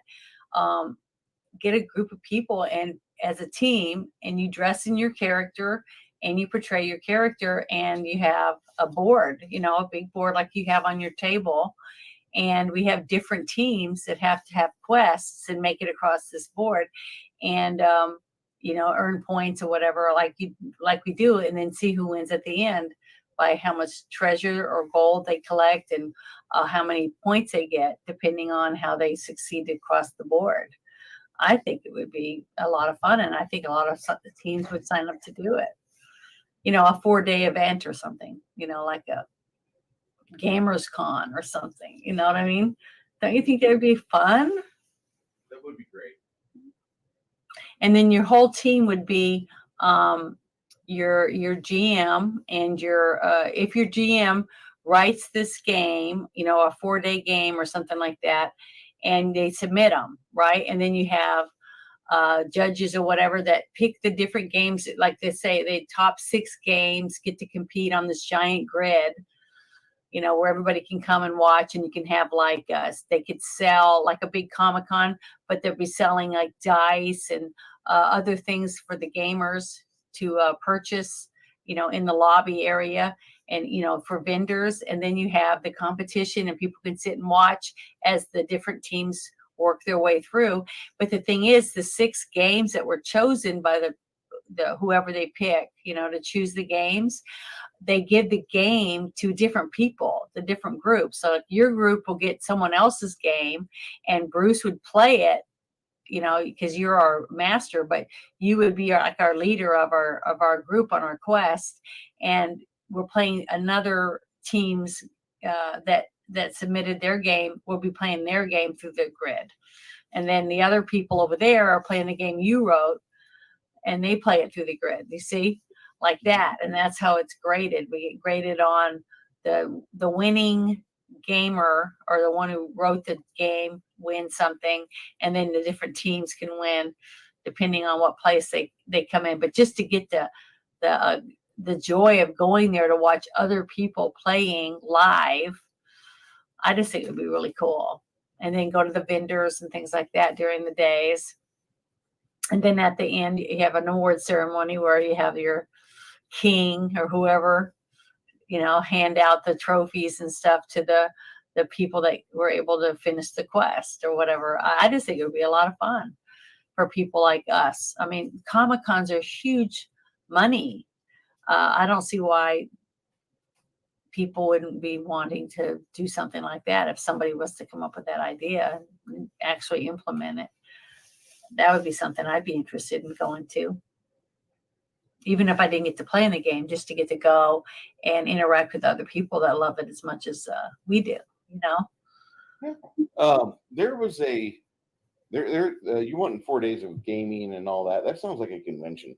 That's That's what I mean, a convention, but the convention is centered around the big game that's played, after so many, like 3 days. It takes 3 games, 3 days, and the game that you wrote, if you win and get chosen, then one of the teams get to play your game across the grid.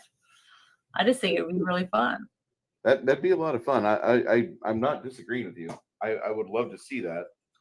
I would love to see everybody in our table be able to be at the same table, because there's something special. There's something magical about having a game table full of your friends, to where you don't have to look like you're staring into Zordon at the Because they do edge of that the too table. with poker, Yeah, the World Poker Tour, and they have this people play here, there, wherever, and you're earning points. And if you earn enough points, then you get to go to the bigger game. See, and then the big game is televised, and it dwindles it down to the last 9 players. at the table. And I love watching that. I love Texas Hold'em. That's one of my favorite poker games. That's And I have won tournaments, believe it or not. I've won money playing cool. Texas Hold'em. And no, I don't dress like this when I play poker. So she comes in as the distraction.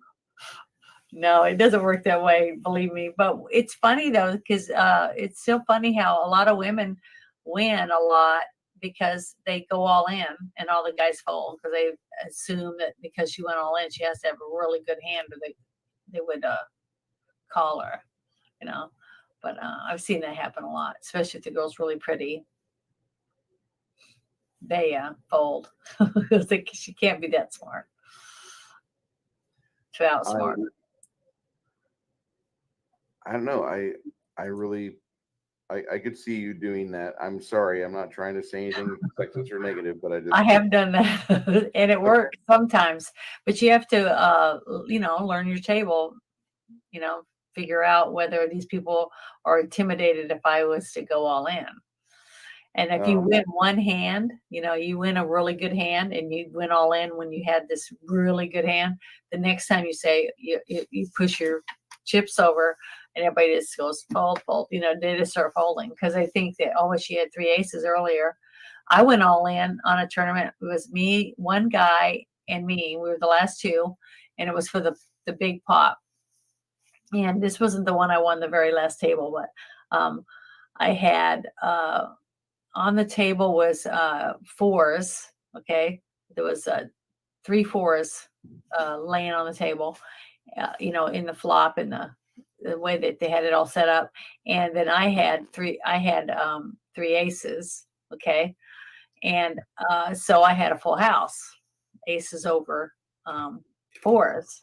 So that's how I went all in. The guy called me and I was like, I stood up. I was so excited. And guess what? He had a 4 in his hand. So he beat me. But it was so exciting. And everybody was patting me on the back and shaking my hand and stuff, saying, wow, that was damn good. A good hand because we were raising and going back and forth. And then the very last card that was played was a 4. So he had a 4 of a kind, 4 4s. So I was like, shit. But oh well, it was exciting. And I get to play that in Deadwood, North Dakota. That was really fun. So what would you rate this movie? I've already given my rating. Oh, I would say I would give it's a higher number, like a 9, because I really feel like because of the progression that I actually seen in the actors that portrayed the different characters and the concept behind it and the work that I know that they went through to make it successful. And the improvement from first, second, and this third one, definitely. I thought they were really, really good. And I loved it. I thought it was a really, really good movie. And I really enjoyed it. I laughed through the whole thing. They kept my attention through the whole movie. I understood what was going on. They didn't leave anything out. There wasn't gaps in the story. I just liked it. I just thought it was very well done for editing. The music, it was kind of corny, but that's what you expect, with this type of movie. It was better than I was expecting. I'll say that. Okay. When you were telling me about it and stuff, and it was the same, people and stuff, I wasn't expecting it to be as good as it was, but I enjoyed it a lot. So I'd give it a 9. I would give it an 85 out of 100. That was just and for me that's really high. My highest rated movie I've ever reviewed is Big Trouble in Little China. Yeah, let's say. So there's it's not beating that. I'm sorry guys, but this is a movie that I've bought numerous times for various people, and this is still a film that if I find out one of my friends doesn't have this in their collection, I try to fix that. So this is the movie that I really try to shove on to people that are in a hobby, because it really is for me the best version of the hobby. I did like the movie for Dungeons and Dragons 2023. I thought it was well done. I did not like some of the things of it. There's some editing mistakes. It does not rate nearly as high as this. Hmm. Not saying I hated it, but when I say a 3-star movie, that's an honest 3-star rating. I'd give it like a 62 or 65, and that's not bad. That's three out of 5 stars. Understand that, and the D&D movie had a lot of money behind it, had a lot of wizardry into it with the Hmm. special effects and CGI. I did not like some of the aspects where they skipped over things with like they did the windows wrong. And I know that sounds bad. I look at sets now whenever I watch a movie really, really hard because of my time with Janet in here. And this is one of those films that it doesn't rate nearly as high as the Gamer's Dorkness Rising. The Gamer's Dorkness Rising for me is a solid 85. That's almost, we're going into 5-star That's territory. almost an Academy Award coming from you. Yeah, and that's just my that for me that's high praise. Hmm. And there's very few movies I give high praise to because a lot of movies I think really aren't that good. And there's not there's a 10 or 12 movies I have in my collection that would go with me on a desert island, and the others I have like 200, 300 films. I'd throw them in the water, let the sharks have them. And Well, they I've already seen them. There's no need for me to watch it again. I'll watch it if me and you are going to look at it because I have yeah. to refresh, but I don't get worried about it. And so this movie here I'll watch over and over again. Well, the one thing that I really liked about it was the budding romance that was coming out. You know how I am with that kind of stuff. I'm a sucker for romance. Anything that has to do with romance. And just like the scene in that movie that you wanted me to watch with John Belushi's brother, and Mhm. he got tied into that circle thing, and she was spinning him around, and that was Yes. my favorite scene. That the little love thing that was going on there between her and him in that scene. That was my favorite scene in that movie. But this one, what I thought was so cute, because at the very beginning, you see him come home and he walks down the hallway and you see him step over the drunk guy and all the bottles of beer laying around him. And then he goes in his room. He puts the keys away before when he goes down the hall. It's the same routine over and over when he gets home, right? And it's so sad.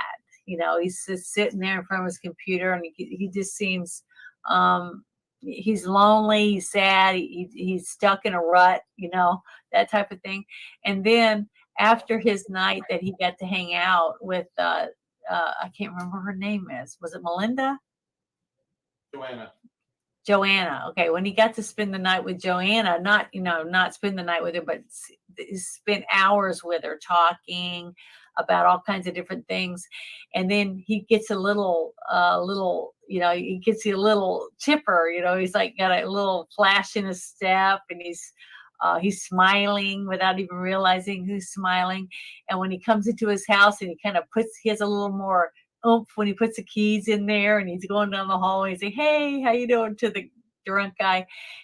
He just seemed, you could see him progressively getting happier and enjoying his life a little more and not being so like, oh, humdrum life, He's got something to look forward to on a daily basis. You know what I mean? It changed his perspective on what his life could be because of who he might have in it.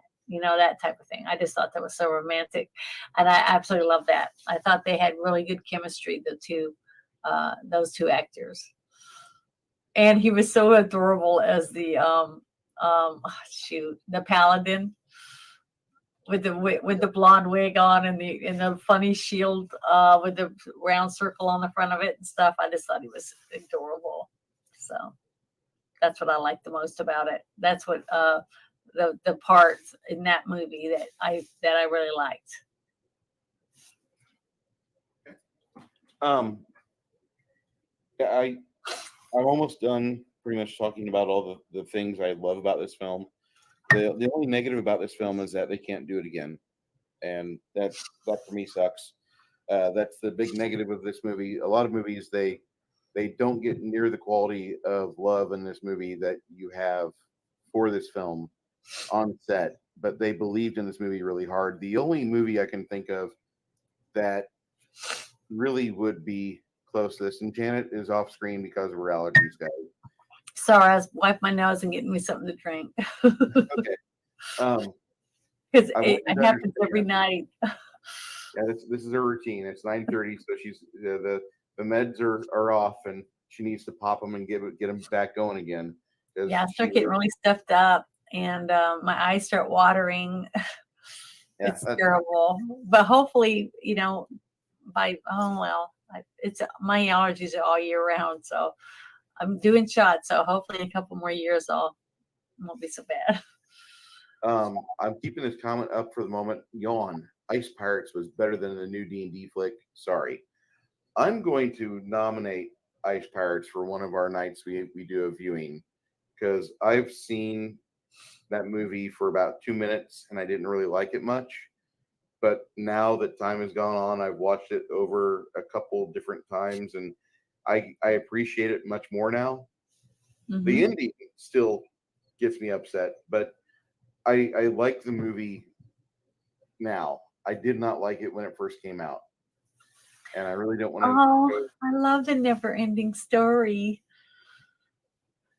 I knew that was going to be, I knew Janet was going to say that. Well, Kronos, and was saying that play the never ending story. It's a good movie, and when the princess came out at the end when they broke that um, the real pretty bulb that was at the end of the staff, she reminded me of the princess from the never ending story. Did she remind you of her?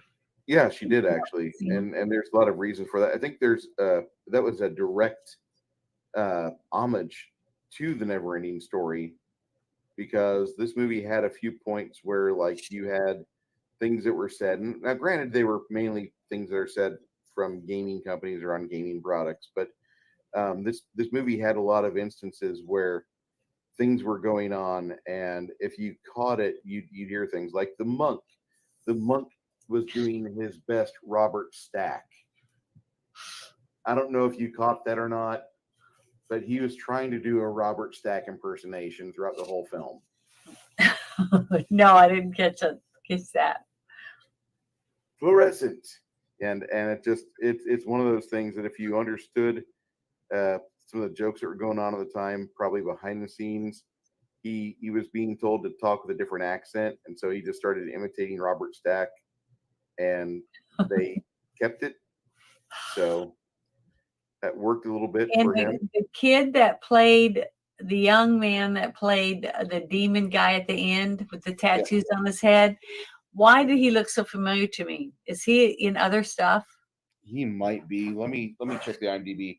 Because Um, something yeah, about him reminded me of 4 or 5 different movies. The way the wildness in his eyes and stuff. I just cannot remember I don't know. Different things popped in my head, just like when you saw the princess. She reminded me of the Neverending Story, and there was dropped this a lot lady. of weight. Do She what? dropped a lot of weight from the first movie to the second movie. Mm-hmm, She in the first movie when she's walking, all mm-hmm. of my men of culture that I know love the scene of the camera watching her go down the hallway because she's got this wonderfully jiggly butt. I'm my men of culture. I'm here Oh, for she you. was the girl that kept telling him to shut up. Yeah, yeah, that girl. Oh, really? Well, she looks beautiful as a princess. I Yeah, loved her. I think she was supposed to be Therian, the goddess Therian, Well, the and gown they put on her, the way they had her hair up, and the beautiful way that they had the aura around her, they did a really good job. I don't know how they did it or whatever. And the weasel guy that they got to play the priest, he was mhm, perfect for the part. I thought he yes, did a really good job as the priest, the evil priest, or yeah, good priest. I like, and that was Ed Gibbs. I'm trying to find the where's Razul? Dang it! No, I don't need that. Give me the top cast. Ed Gibbs plays in as a Hierophant, and he was also in the Demon Hunters Brotherhood orientation video. And in 2014, he was in House Rules TV series. Okay. Gamers, top cast. Yeah, Talus Moore played Drazul, and he also played the Noble. He was tiny. He's He small. looked like a little kid to me. Was he a little kid then? I don't know. They don't have a lot of information on here. I'll just share this so you guys can see this. And I know we're geeking out on IMDb. How dare us? This is a young kid that was playing that demon in the movie. He's in the movie called Dark Horse. He's in Portal Runner, which is supposed to be pretty okay if you like Portal. What about the guy at the very end with the shaved head and the tattoo on top of his head?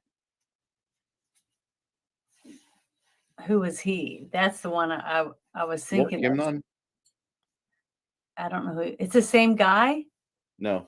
Oh, I was gonna say, because it didn't look the same. Now, my favorite character in this entire film is not the Bard. Don Early played the guy with the tattoos on his head and the funky haircut.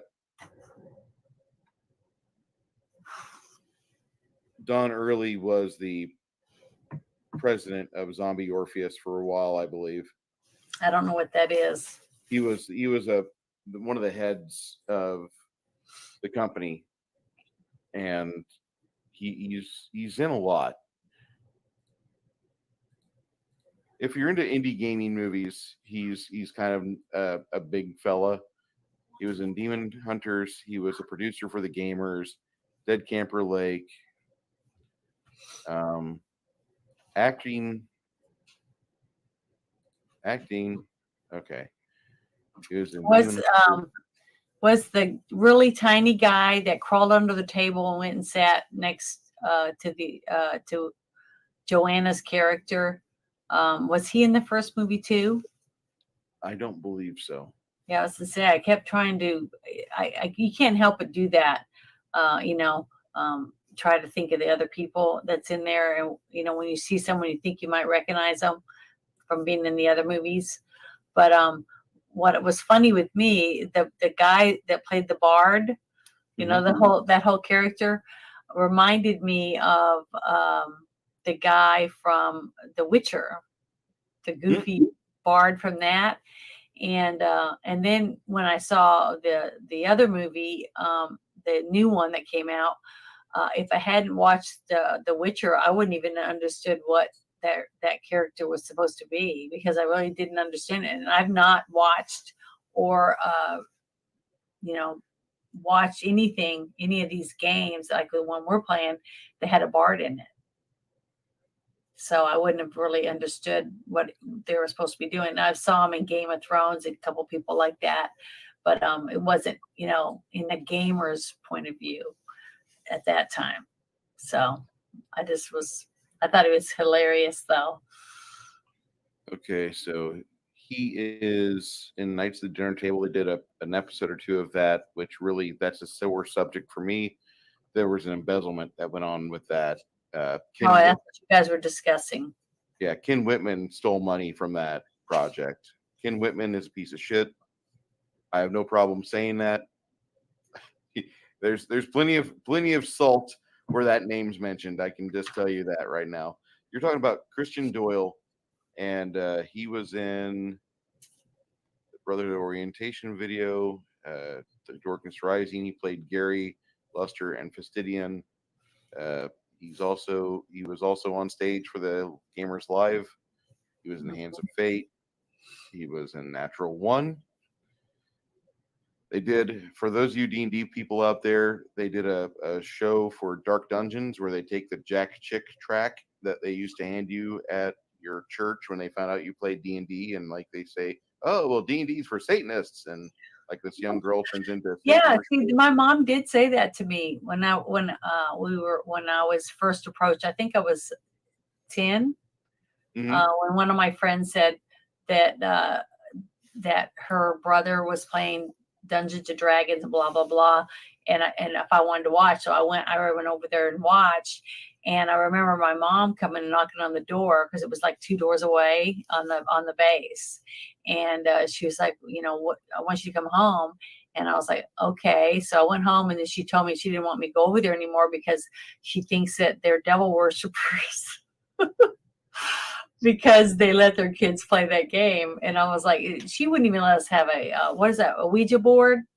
Yes. So I had one of those parents too. So anytime I tried to do any of that stuff, I just told her we were playing Monopoly or Sorry or some other dumb game.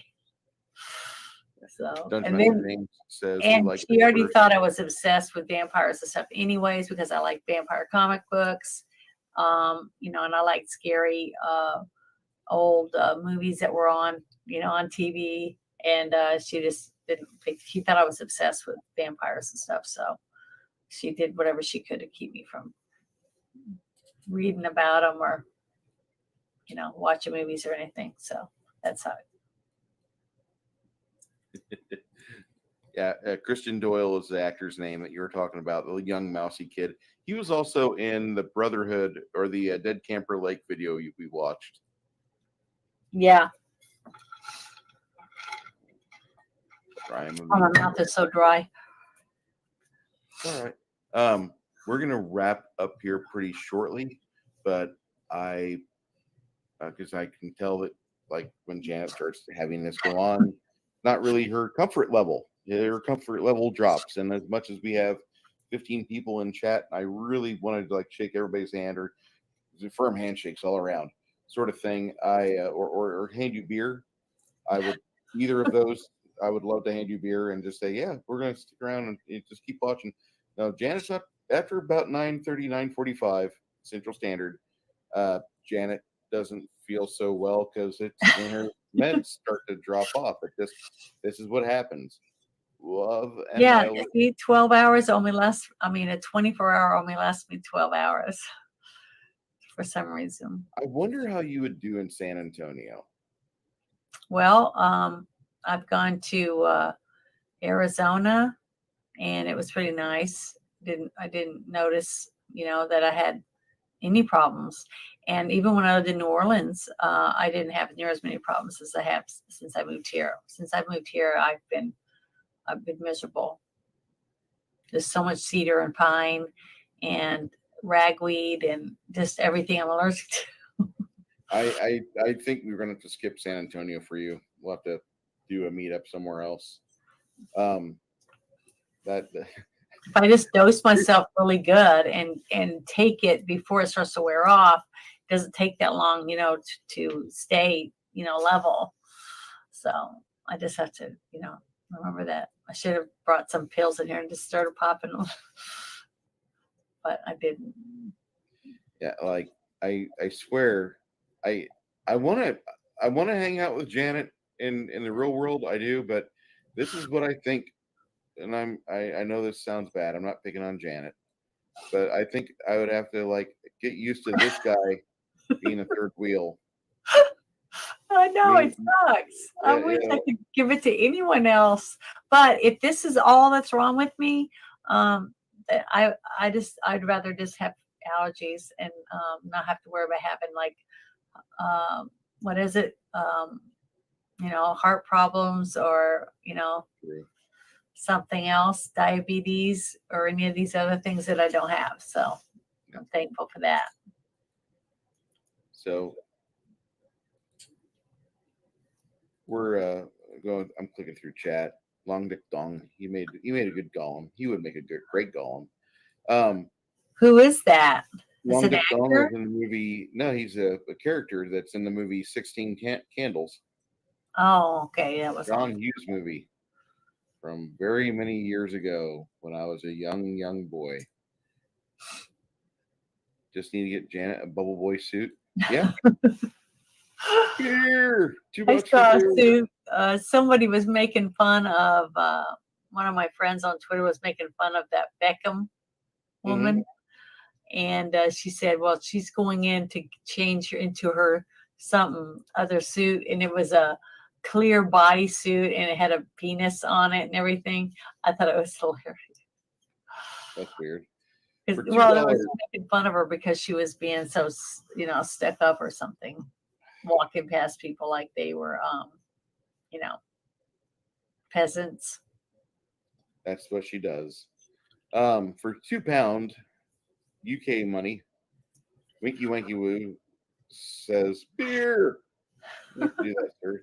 Thank you very much, but you didn't have to do that. Appreciate it. Thank you. But it was Because called. we send the money to the Wounded Warrior program, right? Yeah, So that's good. it's dragging down my tax bracket. That's all that's I know that sounds terrible, but we're hitting two birds with one stone. I'm benefiting others, and I'm doing my best to. And Cronus asked me if I like Turkish prisons, and I'm like, I've never been to Turkey. No, don't do that. Don't do that. That's not a good place to be, Janet. I would never go there. I'm not I dealt with the Turk. I'm not saying the Turkish are bad. The Turkish we dealt with when I was in the Navy, like you hear when you're in service, like other services give you shit because you're in the Navy. Like, oh, you must be gay. Are you on a submarine? Who's your boyfriend? Which one's your boo? And you hear shit like that all the time from like Air Force, Air Force people, and fucking Marine Corps is like almost the worst. But they everybody gives you shit for like, oh, you're gay. Well, the fucking Turkish Navy came to Texas in March of '94, and we showed them the USS McCandless FFT 1084, which is what my first ship was, and we decommissioned it. And here come the Turkish, and they got a berthing barge, and then like Noah's Ark pulls up, and we see all these goats get off the ship, off their Noah's Ark, and they herd the goats onto their berthing barge, and so the berthing barge has goat shit all over it after we got the Turkish off of it, and they took over the ship, and we decommissioned it, and they recommissioned it into their navy, and they sailed out on a lease because somewhere in the 1990s we shot down a Turkish airliner, and that was part of the apology program. Was we gave them a frigate, not even really like a good destroyer escort, just a piece of shit Knox class tin can. Well, the Turkish were on board, and like these fuckers were gay, like straight up. They were like they brought boys. They brought like 12 and 15-year-old boys. And I'm thinking, man, this is nasty. And like there were certain spots on the berthing barge you just don't want to go to. They had a room with a red light in it, and that was like their room for like the what do you call it, the zug time. And I don't like when I got on patrolman watch, when I had to patrol and do gauges, I basically would run in there real quick, not look at anybody in the eye, and run the fuck out. Because I was 18 and I didn't want them to mistake me for being a wormhole. I don't want that. I'm good. Excessively homophobic. Sorry. So I got a message. Someone sent me a message and asked me to blow them a kiss. So I'm gonna blow. Beer meet on Discord. Yeah. I won't be drinking beer until mid-July. But yes. So the Turkish didn't really impress me too much until the Turkish brought their wives over for the celebration on May 4th, I want to say. And then we get to meet their wives. And so, like, I'm asking the bosun's mate, like, you got a wife that looks like this. Why are you fucking everything that moves on your ship? And he's like, women are for babies. Little boys are for pleasure. I'm like, ugh. And that was just my experience. That sounds like, well, I won't say a few people I've met of a certain religion. Yeah. Yeah, it was completely that. The entire crew was that. And I appreciate them and that experience I had of broadening my exposure to other cultures. I never want to go to Turkey. I'm good. All I can think of is that the reason they think that is because it happened to them. You know what I mean? So do you want to know the movie I picked for next week? We actually have a movie scheduled, hon. Oh, you do already? Okay. Well, then I'll put this aside. I'm going to present the schedule. So what is it? What are we going to watch? 1985 movie, The Explorers. The Explorers. That sounds familiar to me. I believe it's a Steven Spielberg movie. I don't know much about it, and I have no idea about it. Could you play the trailer for it before we leave on here? You're allowed to do that, aren't you? I think I might be able to. Let me see if I can. Before we go into this, let's see.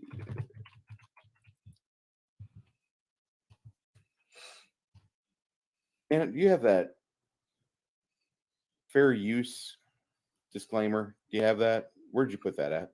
I thought I sent it to you in Discord. All right, I got to rewind. Because I said I was told if you use that before you do something, that it would make sure that they know that you knew that you have the right to play it. So, but I can look on my phone so I can find it again. Scroll. Me and Janet text a lot, so you'll have Yeah, to wait. I talk a lot. But most people that know me know I like to talk. I can't help it. I'm not trying to be mean about it. No, I get it. I just do it. We're gonna do an experiment here and did see. You find it? Yeah, I did. Okay. So I'm gonna go to Discord first. Fair use, copyright disclaimer. Under Section 107 of the Copyright Act of 1976, allowance is made for fair use for purposes such as criticism, comment, news reporting, teaching, education, research. Fair use is a use permitted by copyright statute that might otherwise be infringing. Yay. All right. Now,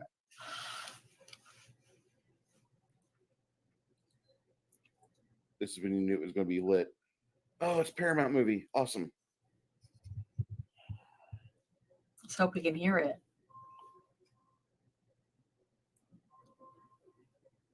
That's kind of weird. Kid's got to be dreaming. Early CGI. Yep, he's dreaming.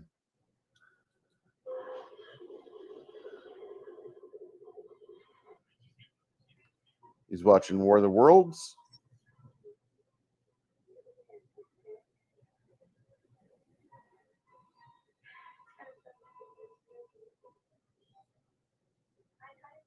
Oh, look how young everyone is. I don't recognize any of these kids. I don't know any of these The people. one in the bed, I've seen him as an adult in movies, and I can't remember what his name is. Okay.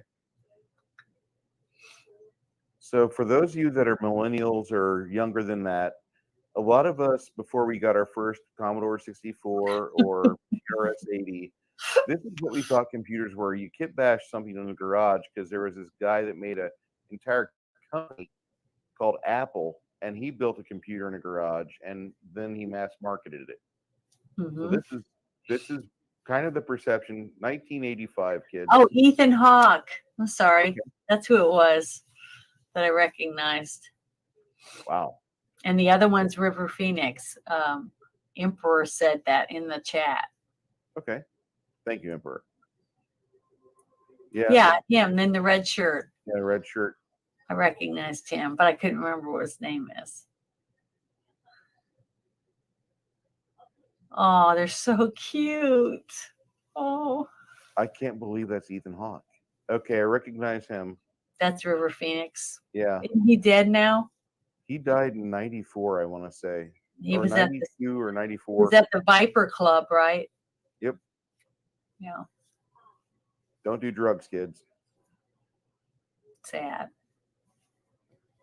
I remember this movie now, but I can't wait to watch it again. For those of you who want to watch it with us, same time, same channel as last time. Yeah, everybody can come and join us if you want to watch it with us.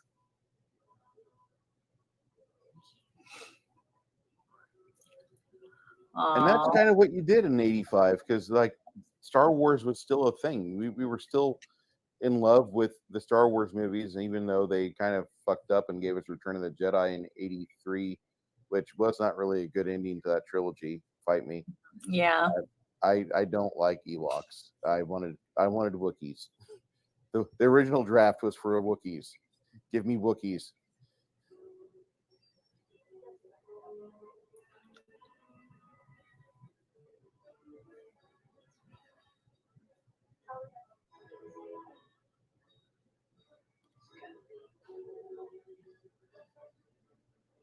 So this came out around the same time as ET, right? Back to the Future, actually. I Okay. thought this came out the same year as Back to the Future in '85, and this was the unsung sleeper hit of the two movies that Spielberg had his handprints on. It just seemed like it when that shot they just had, it just looked like it was, I don't know, something about the scene just looked like the same, around the same time. Yeah, it was 1 year later. ET was '84, I think.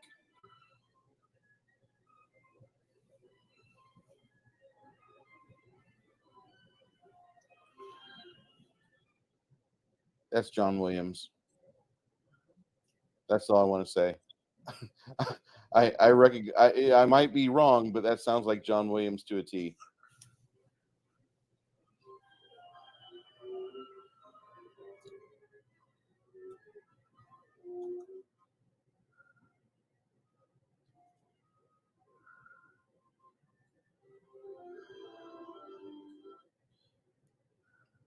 I had a toy like that. I think all of us did. Yeah, I think a lot of us did. I agree. I also have a Well, all model the kit. nerds, all the nerd kids did. I didn't put together the model kit. I should put together the model kit. Still at mom and dad's house. You still have it? Yeah. Then you should put it together. Start putting it Okay. together.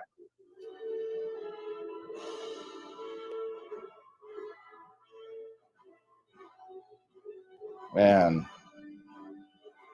I think I've. And who wouldn't want to have that right now in their backyard? That'd be I so cool. remember. I remember this. I don't think this came to Decatur. If it did, it was a very short showing.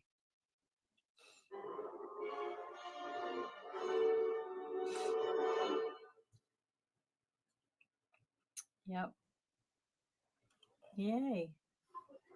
Robert Picardo's in this movie. So anybody here that's a Star Trek fan,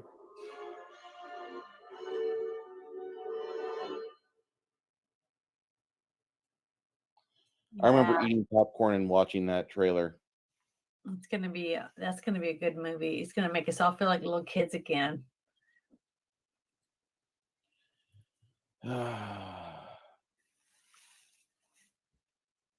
Yeah, it's gonna be nice. That's Jerry Goldsmith in the soundtrack. Okay, my bad. I thought it was somebody else. We'll be watching that movie. Tune into our discords, and we'll give you directions. We Oh, did the man. last Starfighter already. Yeah.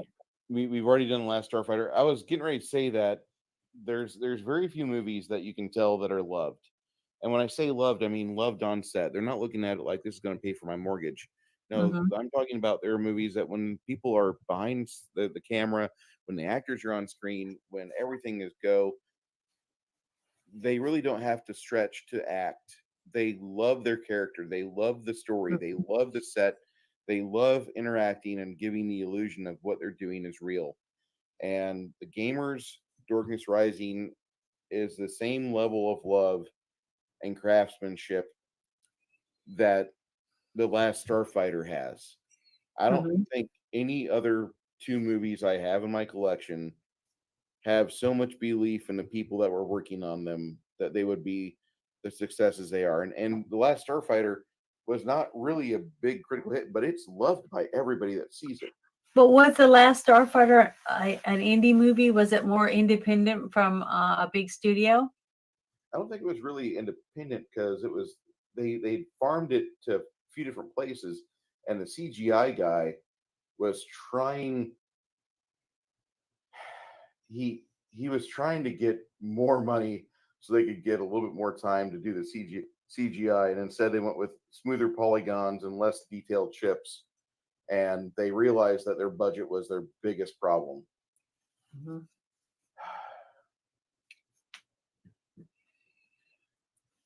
Winky Wanky Woo, what was a failure? Yeah, what? Daryl and Iron Eagle we'll probably have to do here pretty soon.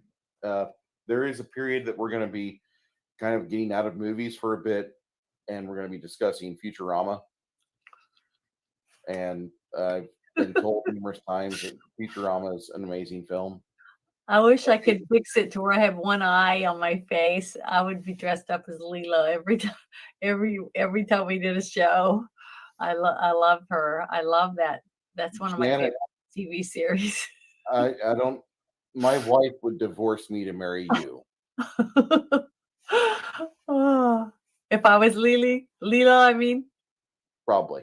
Yeah, I just think she would I probably. love the actress that does her voice. I just adore her, and I just love the character, her character in the show. I can't wait to have you watch it because I know you haven't really watched Futurama, and as much as you like all this other stuff, I just think that you would absolutely love this series. It's just so good. I can't believe you haven't. You just never did get to really get into it or anything. Emperor 1G, if Mhm. you know your way around your PC, you can download the MAME basically for The Last Starfighter, and they recreated the game that follows the plot of the movie, and you can play it on your PC with either the Thrustmaster or with the keyboard and mouse, I believe. Mhm. And a lot of people I know have loved it. Yeah.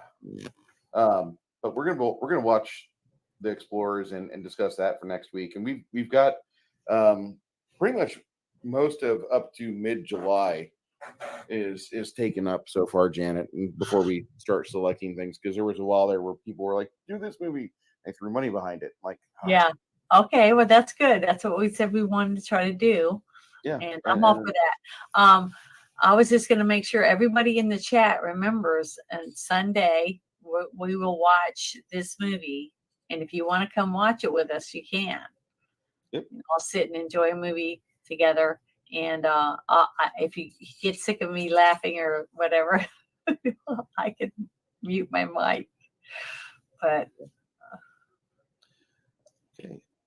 Before we leave, do you have anything else you'd like to say? no, I had a lot of fun. This was a really good movie. I'm thankful that you wanted me to watch it because I had never seen it before. And I just loved it. I thought it was funny. It was entertaining. I think everybody had great character arcs in this. I thought they did a really good job at showing the detail and the work it takes to actually play one of these games. To understand what is expected of each of the people that are in the game, and why you have to roll dice, and all that stuff. I mean, I just think it's important if anyone's interested in kind of getting the view of the actual person that writes and sets the game up for the players.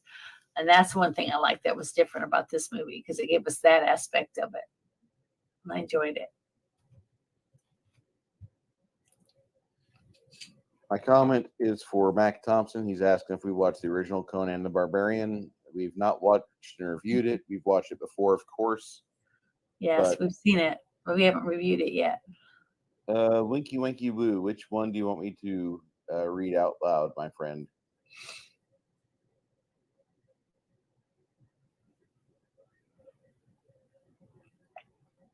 Download more RAM. Titties. The newbies. The movie was a failure, but loved afterwards. But loved. Mm-hmm. Yeah, there's been a few movies that didn't do very well at the box office that ended up becoming a hit afterward. Wasn't Rocky Horror Picture Show one of them? Rocky Horror Picture Show is definitely one of them. The problem with Big Trouble in Little China is that it came out in the summer of Aliens, and so it was discovered in November of '86 at a video rental store near you, and everybody was just needing that movie to be in their collection after that. Uh, What Janet? What Emperor said, that's a description of half the 80s movies. Yeah, half the '80s movies were like, once you got them on video, they were actually like freaking amazing. And one about Janet's boobs, the one where you wanted to pour a pint. You wanted me to bend over the bar, remember? Yes, I remember that. Yes. So, Janet, but that's what Winky does. He always says stuff like that. But Janet, he's a long ways away. Yeah. Janet, pour me a pint. Bend over the bar and pour me a pint, please. Yeah, I remember seeing that Come a lot. here. She's got your cup, sir. Yeah, it's a goblet. Isn't it pretty? It's really heavy. I think it's made out of brass. Yeah, we're going to watch Conan the Barbarian here pretty soon. Yeah, that's a good one. That's actually, I know that sounds bad, but I want to watch all 3 of the Conan movies, and I'm putting all 3 of the Conan movies as Conan the Barbarian, Conan the Destroyer, Red Sonja. Yeah, Red Sonja is good too. And then I really liked them. I thought all the movies were good. Yeah, I even thought Beastmaster was good too. I like Beastmaster 1 and 2. Yeah, with what was his last name was Singer, right? Mark Singer. Yeah, he was the star of V series. But well then, Bruce and Janet, why don't you come up to the lab and see what's on the slab?